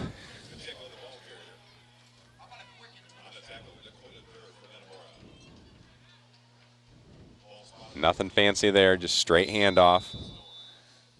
Everybody getting upfield. So we need a lot of red jerseys to fill.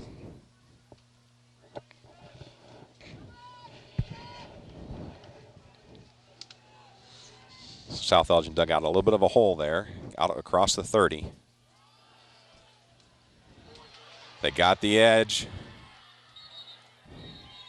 Into Metamora territory, down Not to about quite. the 45. They're going to mark him out at the 49-yard line.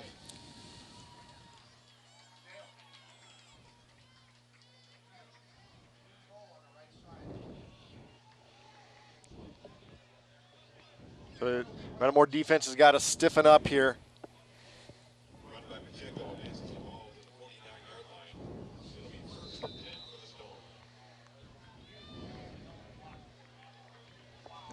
Linebackers have got to get off their blocks.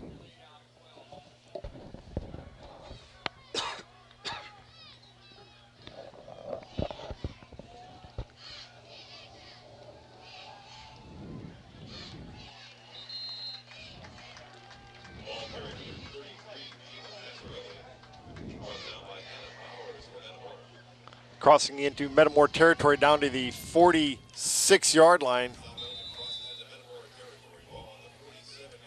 It's a rare carry for the Storm fullback. I can sense a South Elgin turnover coming.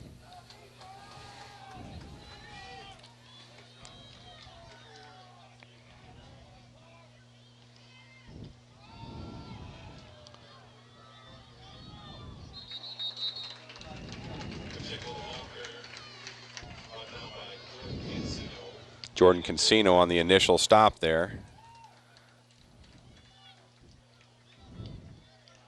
And a lot of help. Bowers, McVeigh filling.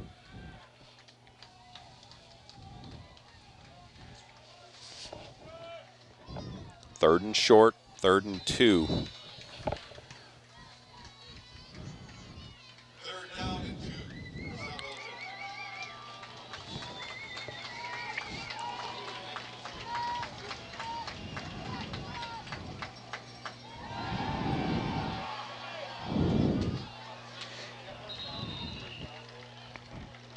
Pass complete across the 40, brings up a 1st down.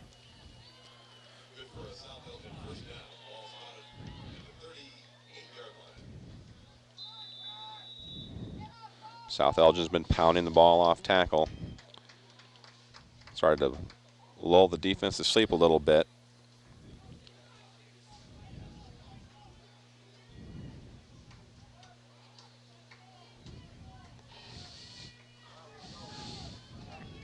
Technically, aren't they offsides if they're past the 30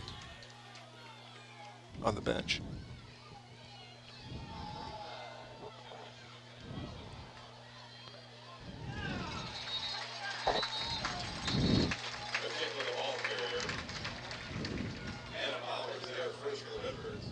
Nice job by the Metamora defense.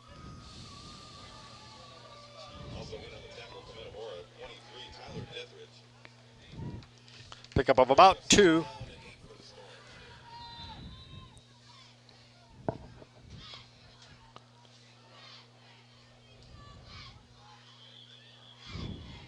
Equipment timeout.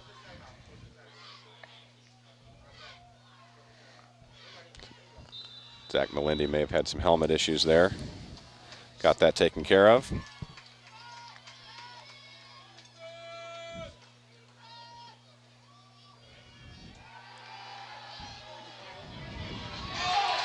Big stop. Huge loss for the Storm. Red jerseys swarming into the backfield. Everybody coming in their alleys. What Jordan a nice Cancino job on the sack. That pushes them all the way back into their own territory, making it a 3rd and a lot.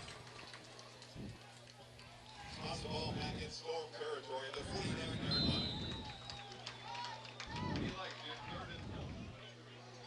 line. Was that about 23, 24, 23 yards?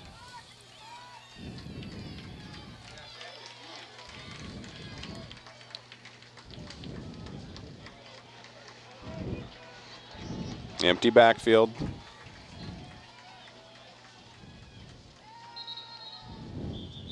Too much time. That'll knock them back another 5 yards.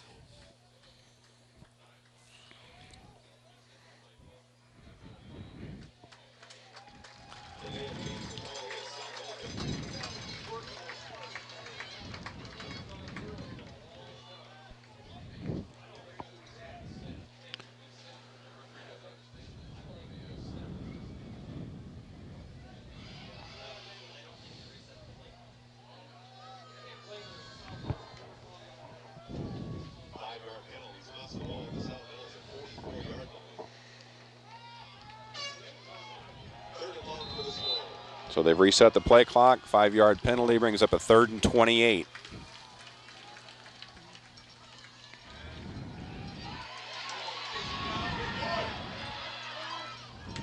Incomplete pass on the Metamora sideline. Brings up 4th and long. Nice job by the Metamora defense. That'll force them to punt.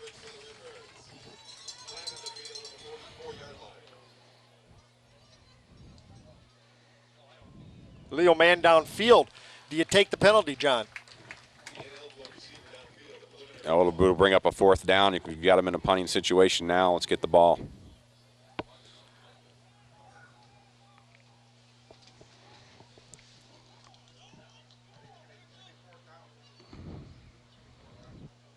But that moves them back 10.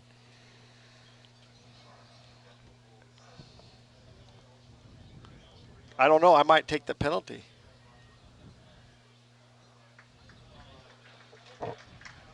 Penalty declined. That was a tough call there. What'd you think? It was.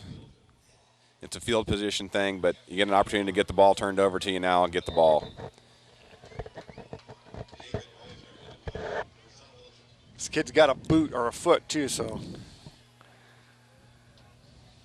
But there is a wind, a pretty stiff wind.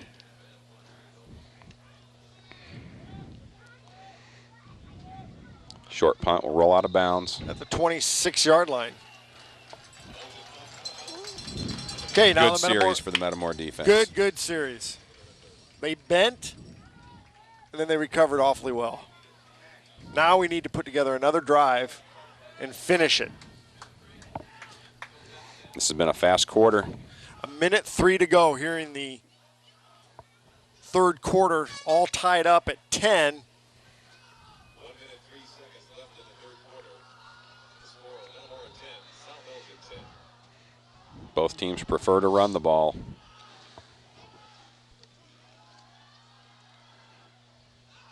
And the Metamora offense right to the line.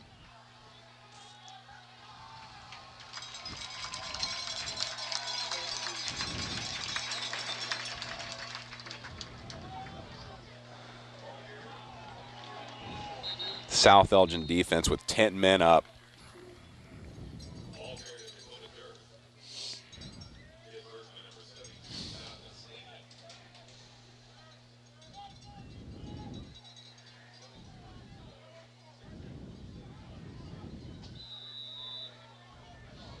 Do you try to then go something backside, outside maybe? Something short, something to the tight ends.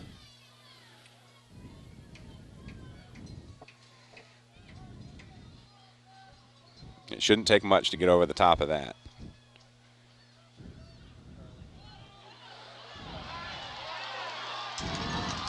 Oh, that's a huge gain for Metamora to get him out of some bad field position, I should say, out to the 46-yard line.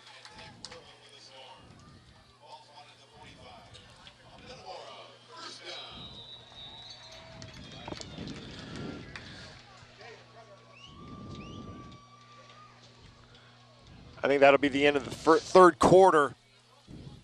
Won't have to move the ball much, will they? Nope, just turn it around. We all done there? So Metamora will go into the fourth quarter with South Elgin tied up at 10 apiece.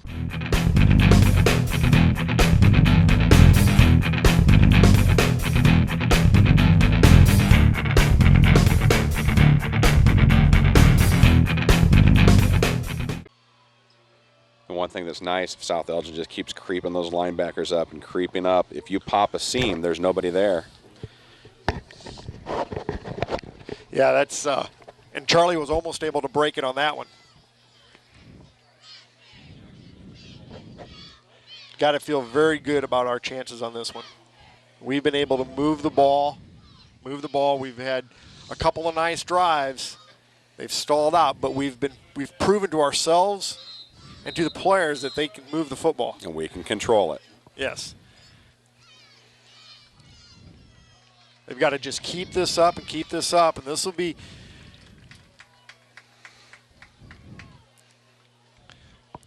okay. Tied up, fourth quarter. Defend Malone.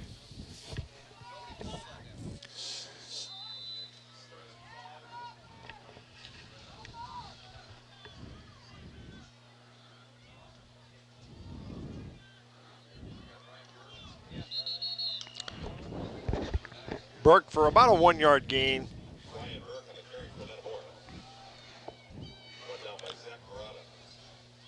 Had dual backs there with Novotnik and Durr. I'm not sure if it was intended to be Brian Burke's carry. It was a little bit of a bobble on the snap, so he just tucked it and followed Novotnik into the line.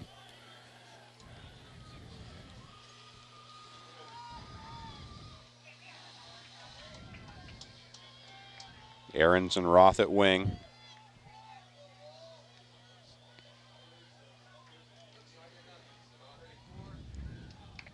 And he'll take it up to the 50-yard line where it'll be third and about 6 yards to go for Metamora.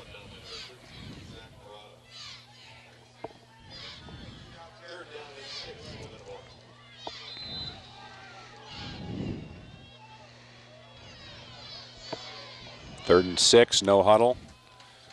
Turbush in at receiver.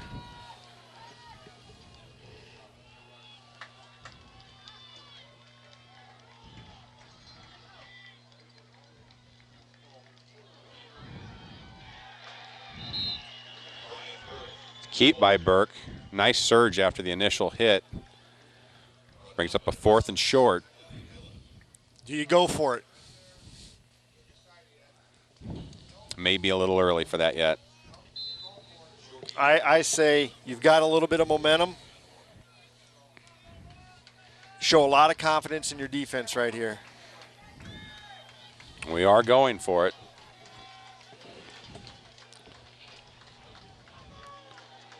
Durr and Parr on.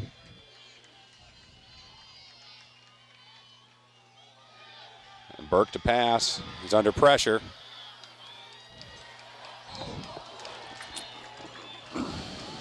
We may have a late hit in the backfield. Late hit. They're going to call a late hit on South Elgin. That'll keep the drive alive.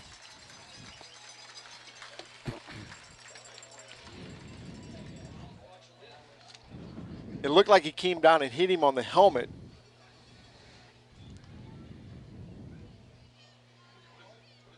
Not the way you draw it up, but you'll take the first down. A little surprised they would call that at this point, but I like the call, though. And it looked like he had par. Good opportunity for him to use his speed and get underneath the ball.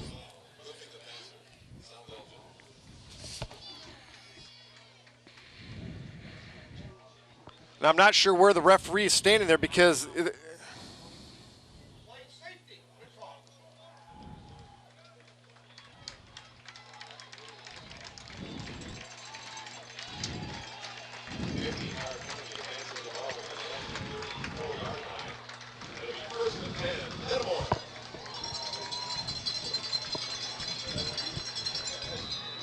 we passed that against the wind.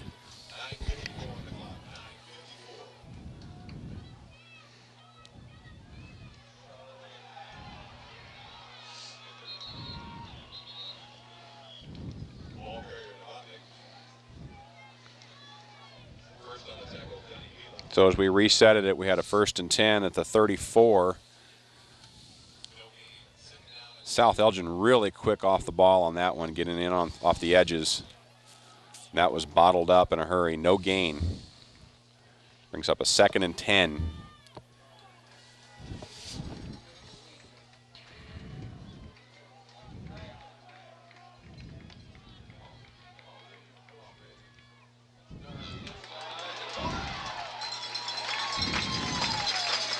That'll be close to a Metamora first down. Dakota Durst's been able to find that seam in the South Elgin defense. He takes the ball inside the 30 down to the 20, just inside the 25. That's a 3rd and short, and a little different wrinkle again in the formation with Novotnik in the slot, Durr the deep back, and Novotnik leading him up into the line.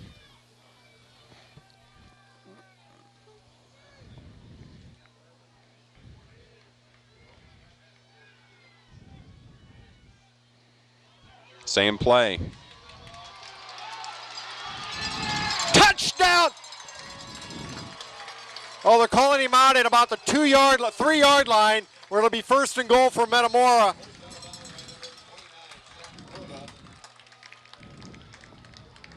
Dakota Durr takes the ball down to the 2-yard line, where Metamora will have it 1st and goal. Coach Ryan has found a formation he likes, and he's sticking with it. They seem to be picking on that left side.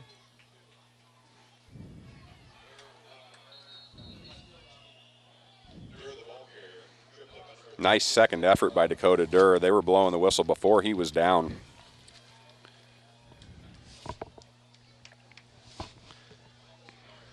Is that 8.5 minutes to go here in the 4th quarter?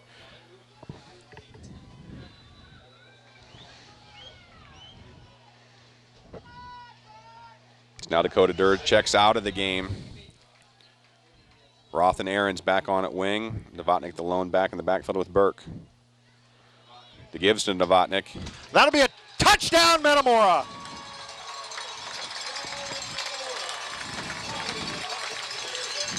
Whoa. 74-yard drive helped out by the roughing the passer penalty, but other than that, you got to give the Metamora offensive line a lot of credit there, along with the running backs, Dakota Durr and Brian Burke, making some nice decisions. Chewed up the yards and chewed up the clock.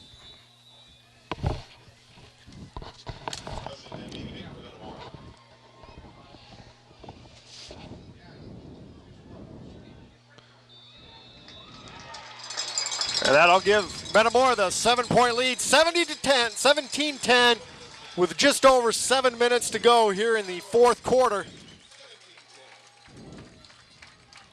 Defense now has to really step it up.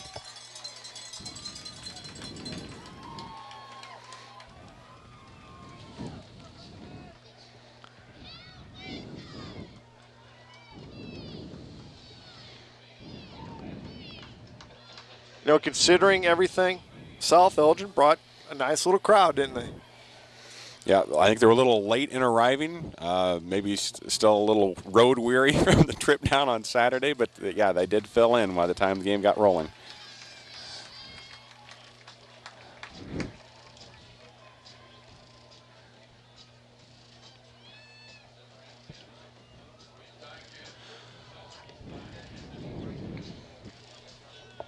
Well, I think Metamora has found a combination, Dakota Durr and Charlie Nowotnik in that backfield. It was somewhat of an oddity. We seem to be really successful going to our left when we're predominantly a right-handed team to begin with. Yeah, typically when you open the playbook, it looks like everything's going to be right-handed heavy, but yeah, they have found something off that side. That'll give the ball to South Elgin at the 35-yard line.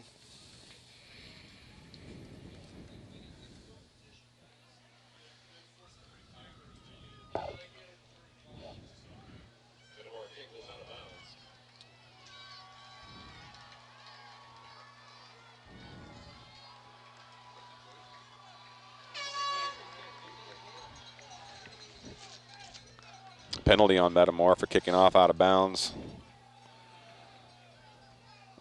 South Elgin will take the ball at the 35-yard line.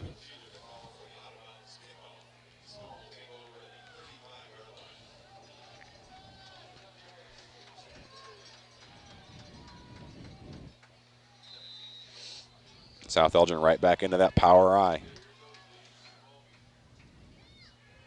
They pound with the second back through.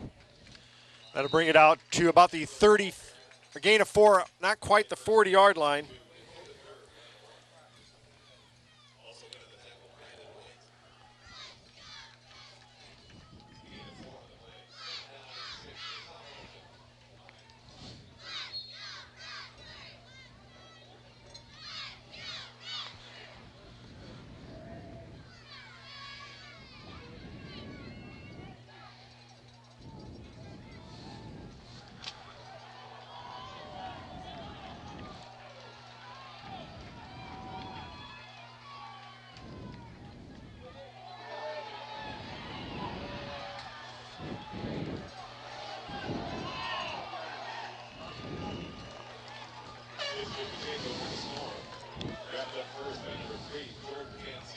Pacheco off the Storm left side.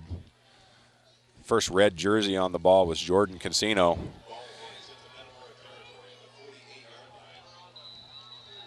Big man was winning that one-on-one matchup. Jordan had to wait for help to get there.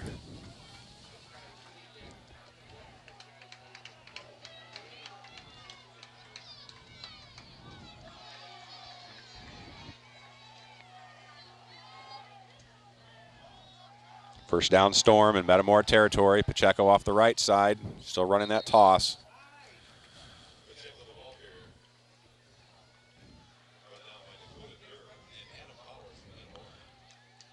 Gain of about 4.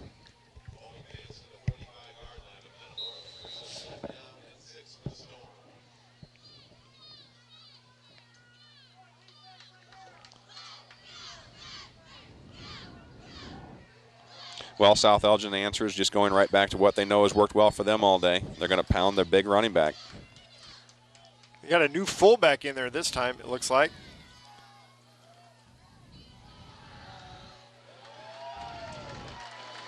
Boy, he hit a brick wall there. Looked like Ryan McGowan. Pick up of about 2. That'll bring up a 3rd and 3. And Austin McVeigh in on the tackle also. It looks like Mr. Pacheco is a little bit dinged on that one. He's been a hard runner.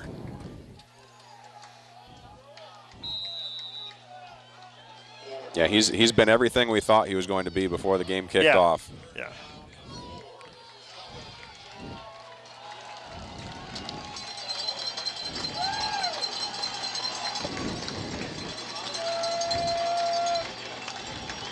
Third and 4.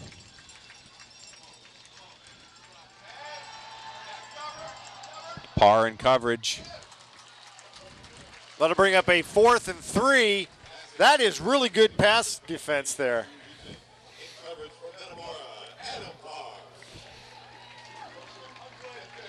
Yeah, Adam did a nice job running with him in the open Oh, they're field. going to call them for the lineman's John with the ump or with the back judge, and now he's going to get him for unsportsmanlike.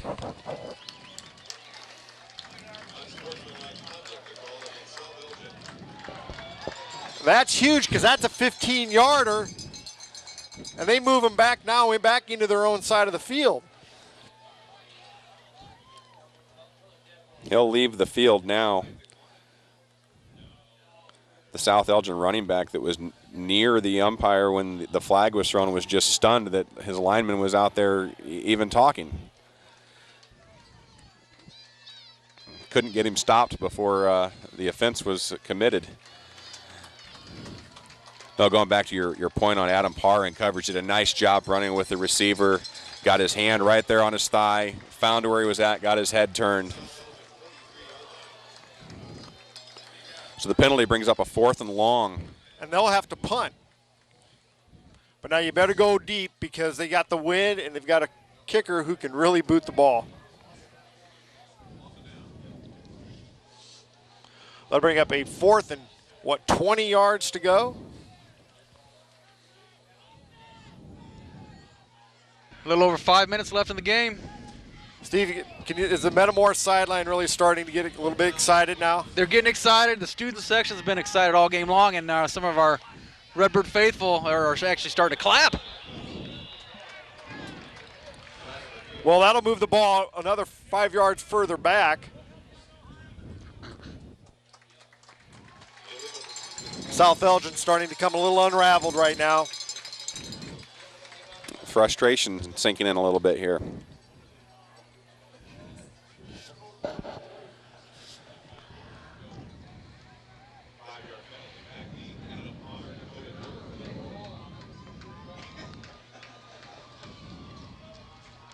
Just got to be smart the rest of this game.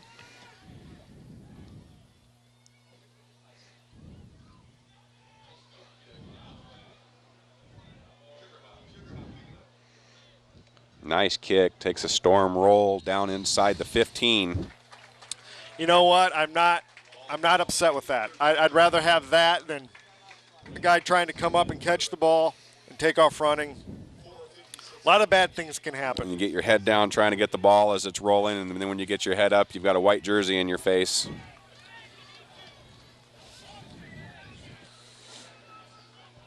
So the Metamora offense will come onto the field with the ball on the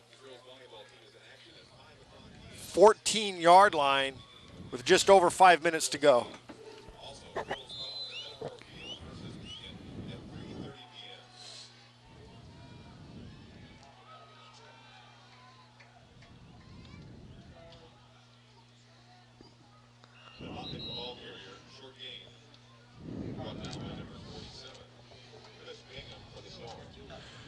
We're going to have to get at least a couple of first downs, John. And grind it out. Let that clock run down. We're down to about the 4:30 mark.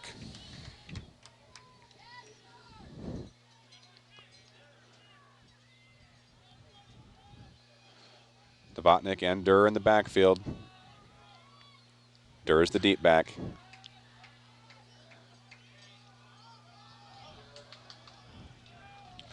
Gain of about a yard up to the 15-yard line. That'll bring up a 3rd and about 9. Boy, it'd sure be nice to get a first down or two here. I think I'd stay with Durr on that left-hand side.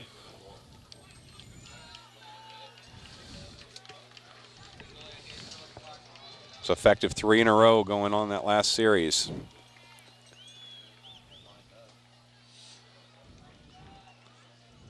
We're going to take a timeout here with about a second to go on the play clock.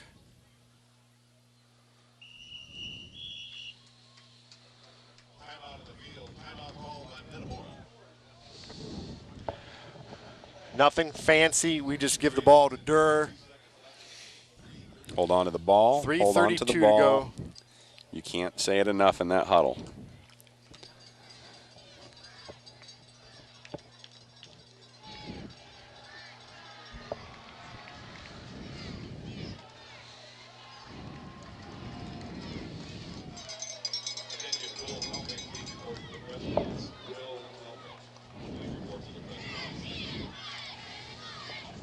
John, if we're able to get the ball and move it and get the first down, you got to believe that that's maybe not the end of the game, but it's got to be pretty close.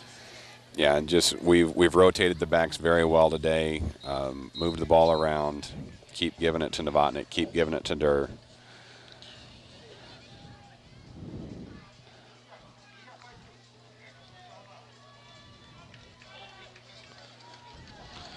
Now you put this whole thing on your offensive line's shoulders and ask them to get us a first down. And they've handled that load very well today.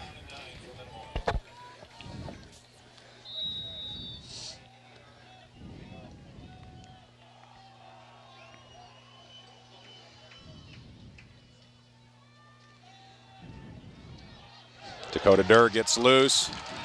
He's got the first down. And that's exactly what the doctor ordered, John. Dakota Durr running like a man that's angry. He was hit in the backfield, kept his legs driving, spun out of it, and when he looked up, it was nothing but green.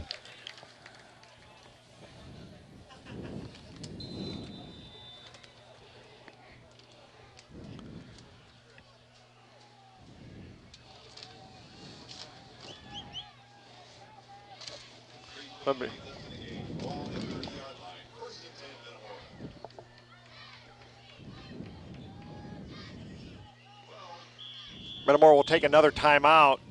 Coach Ryan didn't really like what he saw out there, but that's fine. What an effort, though, by the offensive line, by this Metamora, and really the whole offense. Yeah, we ought to give a little credit to that offensive line group. Oh, yeah. Ryan Feldman, Dallas Garrison, Andy Haynes up front, Jack Frederick. They've been getting it done all day.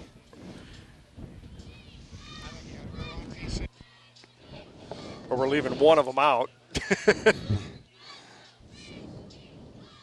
Dan Murphy, how could we forget? He's the old returning starter. The big senior on the backside. Yes. That's that left side that they've liked so much today. Yes, and he's been the anchor of that offensive line that's been doing such a nice job up front. They've done a great job up there, and really then we also got to give some props to that defense. They've done a tremendous job today. They've been stout. Just over 3 minutes to go here in this fourth quarter. Metamora up 17-10, 1st and 10 from their own 30-yard line.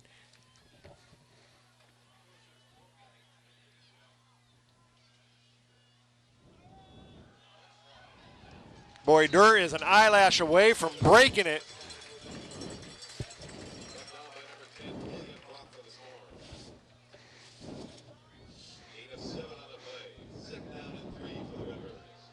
Boy, Murphy has just been a horse up front. Yeah, and right at the end of the play, after we almost forgot who he was on the previous play, there he is standing over it at the end. Yeah, yep. Yep, that was my block. Yeah.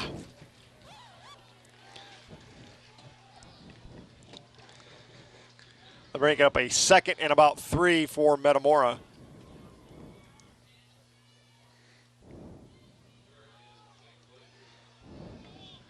And he'll be just a little bit short. That'll bring up a 3rd and about 2, long 1.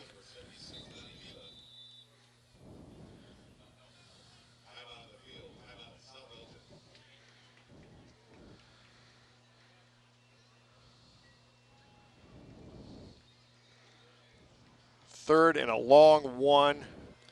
And now South Elgin calls timeout. Now they see that clock winding down, and they're wanting to get the ball back.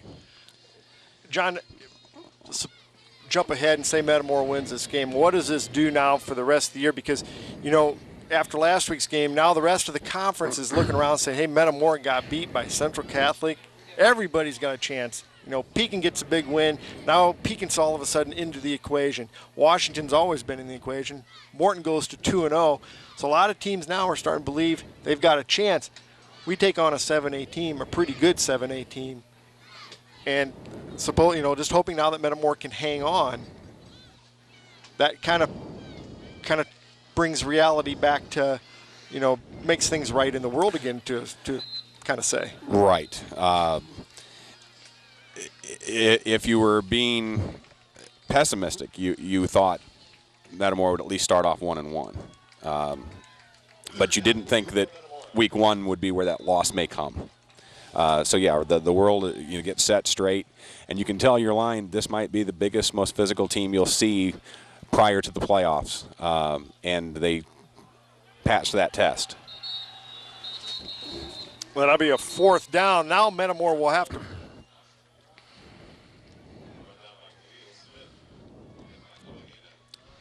Now we have a 4th down and another timeout called by South Elgin. With 2 minutes and a little over 2 minutes to go.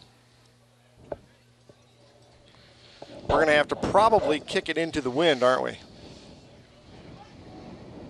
Or does Pat Ryan really gamble and go for it? 2:29. No timeouts. If you pick up the 1st down, you've just about put it away. Do you take that chance? It's 4th and about a long 3. Or do you try to draw them off and take your final timeout and then bring out the punt unit?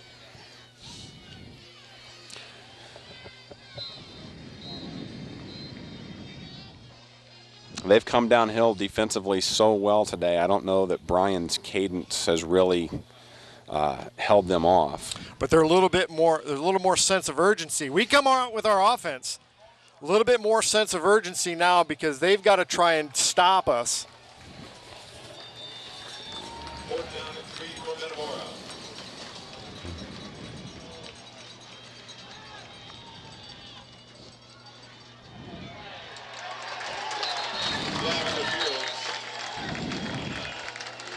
It would appear for the moment we've picked up the 1st down with Novotnik up the middle. There is a flag down.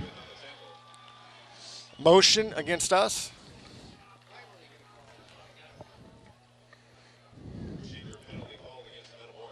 Now you've got a punt. Now you're set back. Now that's a tough one to pick up on 4th and long.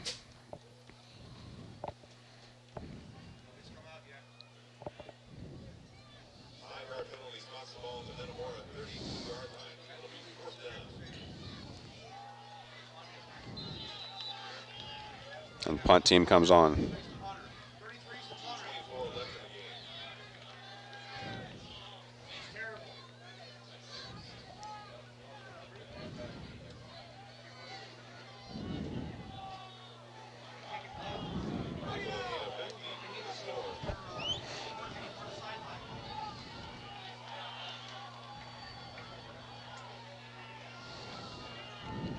Low snap, fielded well by Durr. Short punt. Down by Jake Smith, just across the 50-yard line.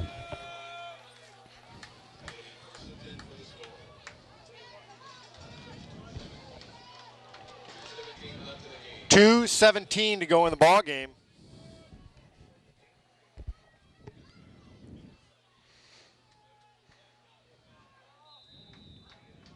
Calling on that defense to come up big. One more series. Empty backfield for the Storm. We bring pressure.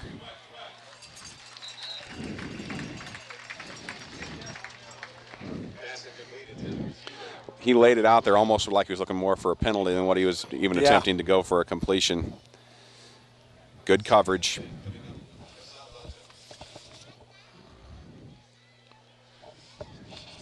Tense moments.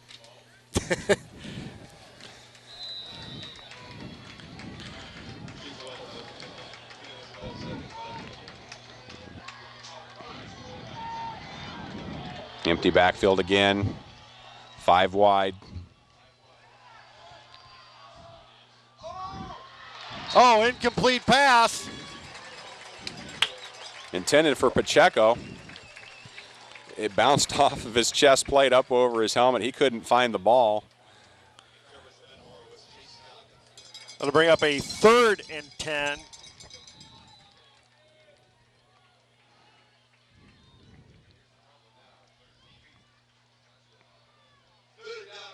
For South Elgin. Third and long, same set. Still just over 2 minutes. Quarterback has picked up a first down. Oh, there's a flag. There's a flag.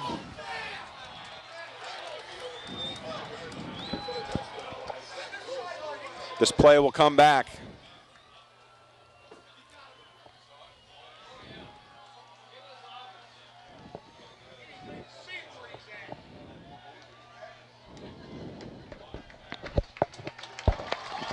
Well, the Metamora defense bailed out by a flag on that one. An illegal block, but really just the quarterback broke contain and there was nobody up the middle of the field.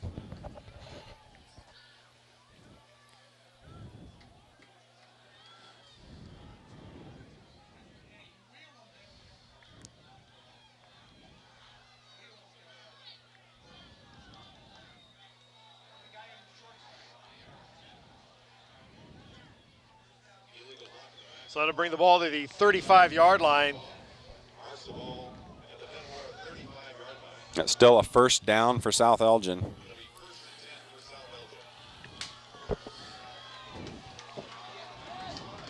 Into Metamora territory at the 35.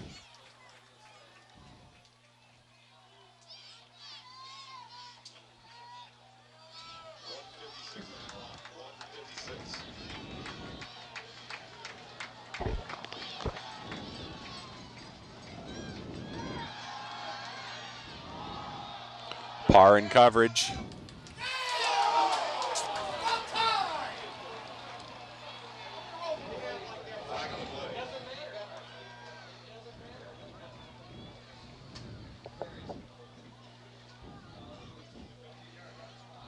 Flag down on the far side. So take it Pass down to the interference. 20. Still plenty of time, just under 2 minutes to go.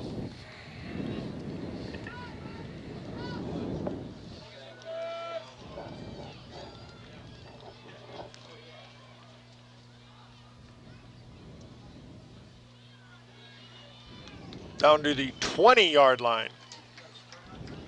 Another South Elgin first down.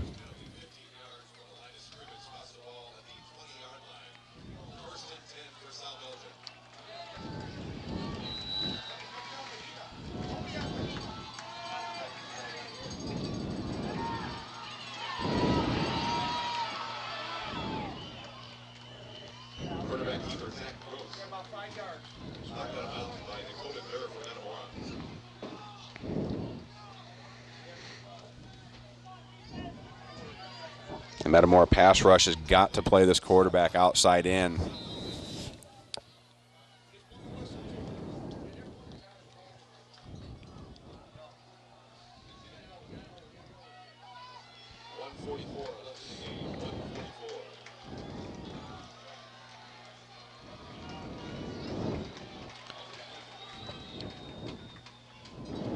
Second and short. Incomplete pass. Nice pass rush. Nice pass rush by Sam Ryan.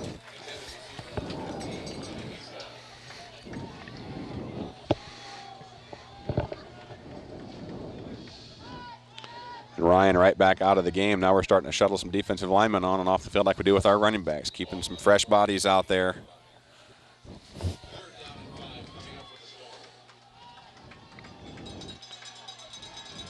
Bringing some energy.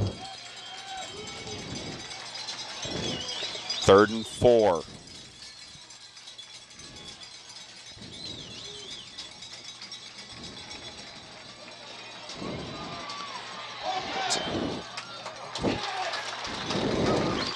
Nice pressure by Austin McVeigh there. Did a nice job. And there the defensive line contained the quarterback. Yes.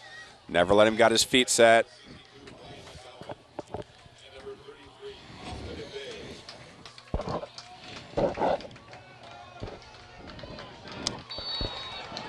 Brings up a big 4th down. 1:32 remaining in the game.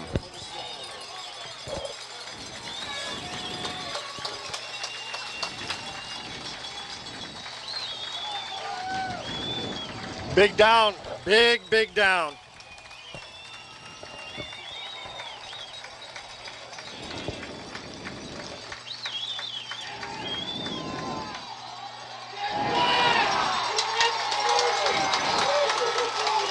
Pass incomplete. That'll be a, Metamora will take over on the 10-yard, on the 15-yard line.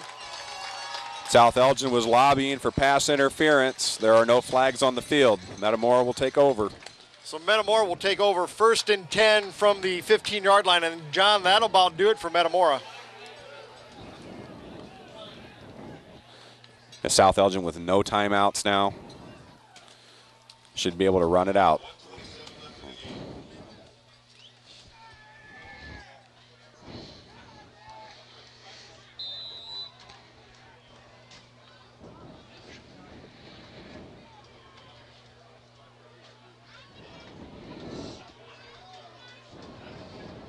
So Metamora will go into the victory kneel. Just over a minute 20 to go in the ball game.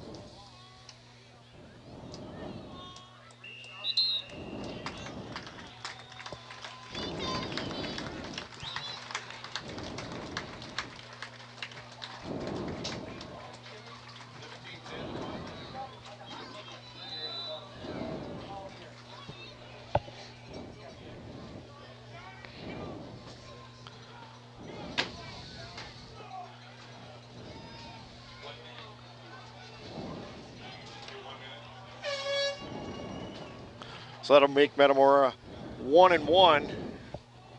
Big win for Metamora, let's face it. Quality win, quality program. Big team comes down here. Everybody really manned up well. Put last week behind them. Took care of business here today.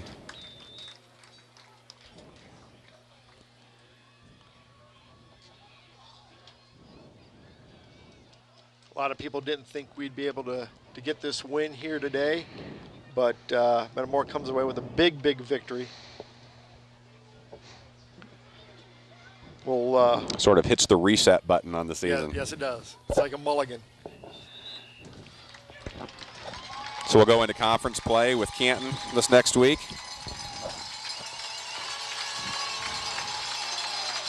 We have one more late flag. Somebody has been tossed out of the game. Uh-oh, that's going to be something there because now he won't be able to play next week. That's a huge penalty on them. I don't know if that was on a player or on a coach.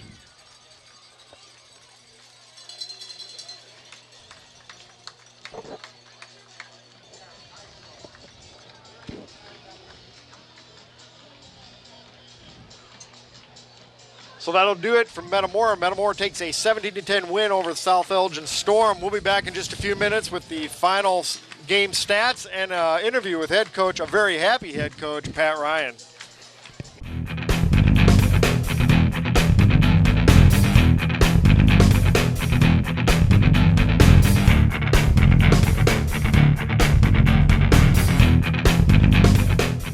Steve Kirker. Steve? Yes. Big play at the end of the game there, a little controversy. A lot of their coaches wanted a pass interference. Did it look like a pass interference down on the field? You know, you're kind of on the edge of your seat there on your tippy toes. It looked like it could have been thrown, but there just wasn't enough evidence there for them to throw it. I can see them thinking they had an argument. But what an atmosphere down here, you know. The players were off the field like they just won a quarterfinal playoff game. Well, this was a big win for them. It is. You know, they didn't want to go 0-2 this year in the regular season. You know, you could say they were 0-3 from the loss last year at Rochester. So this was a huge game for Metamora. You know, just a big win. It's as big a win as we've had this early in the season. Absolutely. In a long time. Well, we'll be back in just a few minutes again for the with the halftime stat or the end of the game stats, along with interview with head coach Pat Ryan. Okay, the end of the game stats. First for South Elgin. Rushing, Gross had 9 carries for a -3 yards. Pastorelli had 1 carry for 4 yards. Pacheco had 20 carries for 130 yards. They had a total of 31 carries for 135 yards rushing.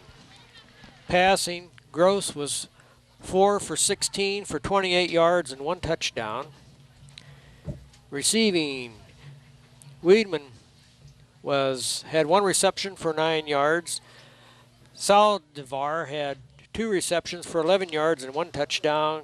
And Noctibe had 1 reception for 8 yards, for a total of 4 receptions for 28 yards. They had a total of 163 yards total offense. Their second half time of possession was 8 minutes and 52 seconds. They had 7 rushing first downs, 3 passing, and 1 penalty first down. Now for Metamora. Dorr had 14 carries for 98 yards. Nowotnik had 28 carries for 115 yards. Burke had 10 carries for 13 yards. I need to go back to Nowotnik also had a touchdown. And Parr had 1 carry for 8 yards. McVeigh had 1 carry for 15 yards. We had a total of 54 carries for 249 yards and 2 touchdowns. Burke was 1 for 2 for 6 yards. And receiving was Ryan for 6 yards. We had a total of 255 yards total offense. We had 13 first downs rushing, 0 passing, 2 by penalty, for a total of 15 total first downs. Total second half time of possession was 15 minutes and 8 seconds. The final score was South Elgin 10 and Metamora 17. Well, we're back here in Malone Field with head coach Pat Ryan. Coach, wow, what a big win. Well, there's no question about that. We needed it. We needed any win, any old way. Obviously, there were some things that we have to continue to get better at, but the bottom line is, you got to find a way to win, and that speaks volumes for the character of your team, and you can build on something like that because the guys realize if they can hang in there. We beat a good team today. I mean, they got a lot of good athletes. That we won't see anybody better running the football than 35. If there is, we don't necessarily need to see him. No, I thought there's a lot of accolades to go around, but I thought your offensive line today was just outstanding. When you needed a big play, they stepped up and got you a big play. You're right. We took a step from where we were at last week up front to this week, and what we realized is we only had one guy that played a whole lot of varsity football last year. We know they're going to develop. We know they're going to get better. The guys on the edges, we made a couple of errors picking up guys coming outside in, and those mistakes can get worked out. But the kids care. That's the bottom line. It's hard when you lose around here, and I think the kids just rallied around each other, and you just got to try to find a way to win these games. And high praise for our defense today. They got playmakers. They really do. And I thought there were a couple times where 35 earned his yards today, and I was proud of that. So defensively, I thought Jared had a great scheme. We let him outside a couple times, but overall, other than the turnovers. I mean, if we don't turn the ball over, maybe we don't have to have the dramatics at the end. But that's life. That's life. So maybe we should look at the bright side. We cut our turnovers in half. Well, it's kind of a character builder today too. Oh, no doubt about it. Character and courage. I mean, they were bringing it with their running game, and there was some hard hitting going on. We will need all the days to kind of, we won't have to hit much till Friday. So, we split last year with these non-cons, and we were able to split. It's just such a morale builder, But we've got work to do. We're gonna play teams that, on our schedule, they're gonna be every bit as good as these guys, if not better. So we've got to continue to improve. I thought that your backfield, Dakota Durr and Charlie Nowotnik, I thought they were a great complement to each other. You had a little bit of speed with Nowotnik, and then you had Durr, who just seemed to find that seam and pick up huge chunks of yards today. They both did a nice job of running the ball and blocking as well. We need them both. Till Brian gets his feet under him and that, and gets a little more game experience at this speed. But he made some good decisions too. He was so excited. He pulled it on the option and got us the first down, and then of course, unfortunately, we had the penalty. But Brian did a nice job of managing the game today, and that's what we needed him to do. Other than the turnovers on offensively, we continued to battle. We had some good halftime adjustments, we felt like, and we need to continue to do that too. But we got a great bunch of guys, that offer ideas, and if we all work together, we should be able to come up with some things. Defensively, though, you touched on it a little bit earlier, but defensively, your kids just played outstanding today. You held them to 10 points And that had to be that's a huge feather in your cap. Well, there's no doubt about it. Keeping these guys to 10. I mean, they had a chance to score a lot more on that and against Downers Grove South, who's supposedly a top 20 team in the Chicagoland area. So no doubt we beat a good team today, Scott. But we can't rest on it because the thing about our good teams is that they'll continue to get better. We don't want to be satisfied. We still got plenty of work to do. It's a great way to have a Labor Day Monday, and we'll see you Friday. Thanks. Thanks. We'll be right back here before you know it. All right. Okay. Bye. Thanks, Steve. Well, that'll do it from Malone Field, where Metamora escapes with a 17-10 win. We'll be back Friday night against the Canton Little Giants here at Malone Field. We'll see you then. Good night.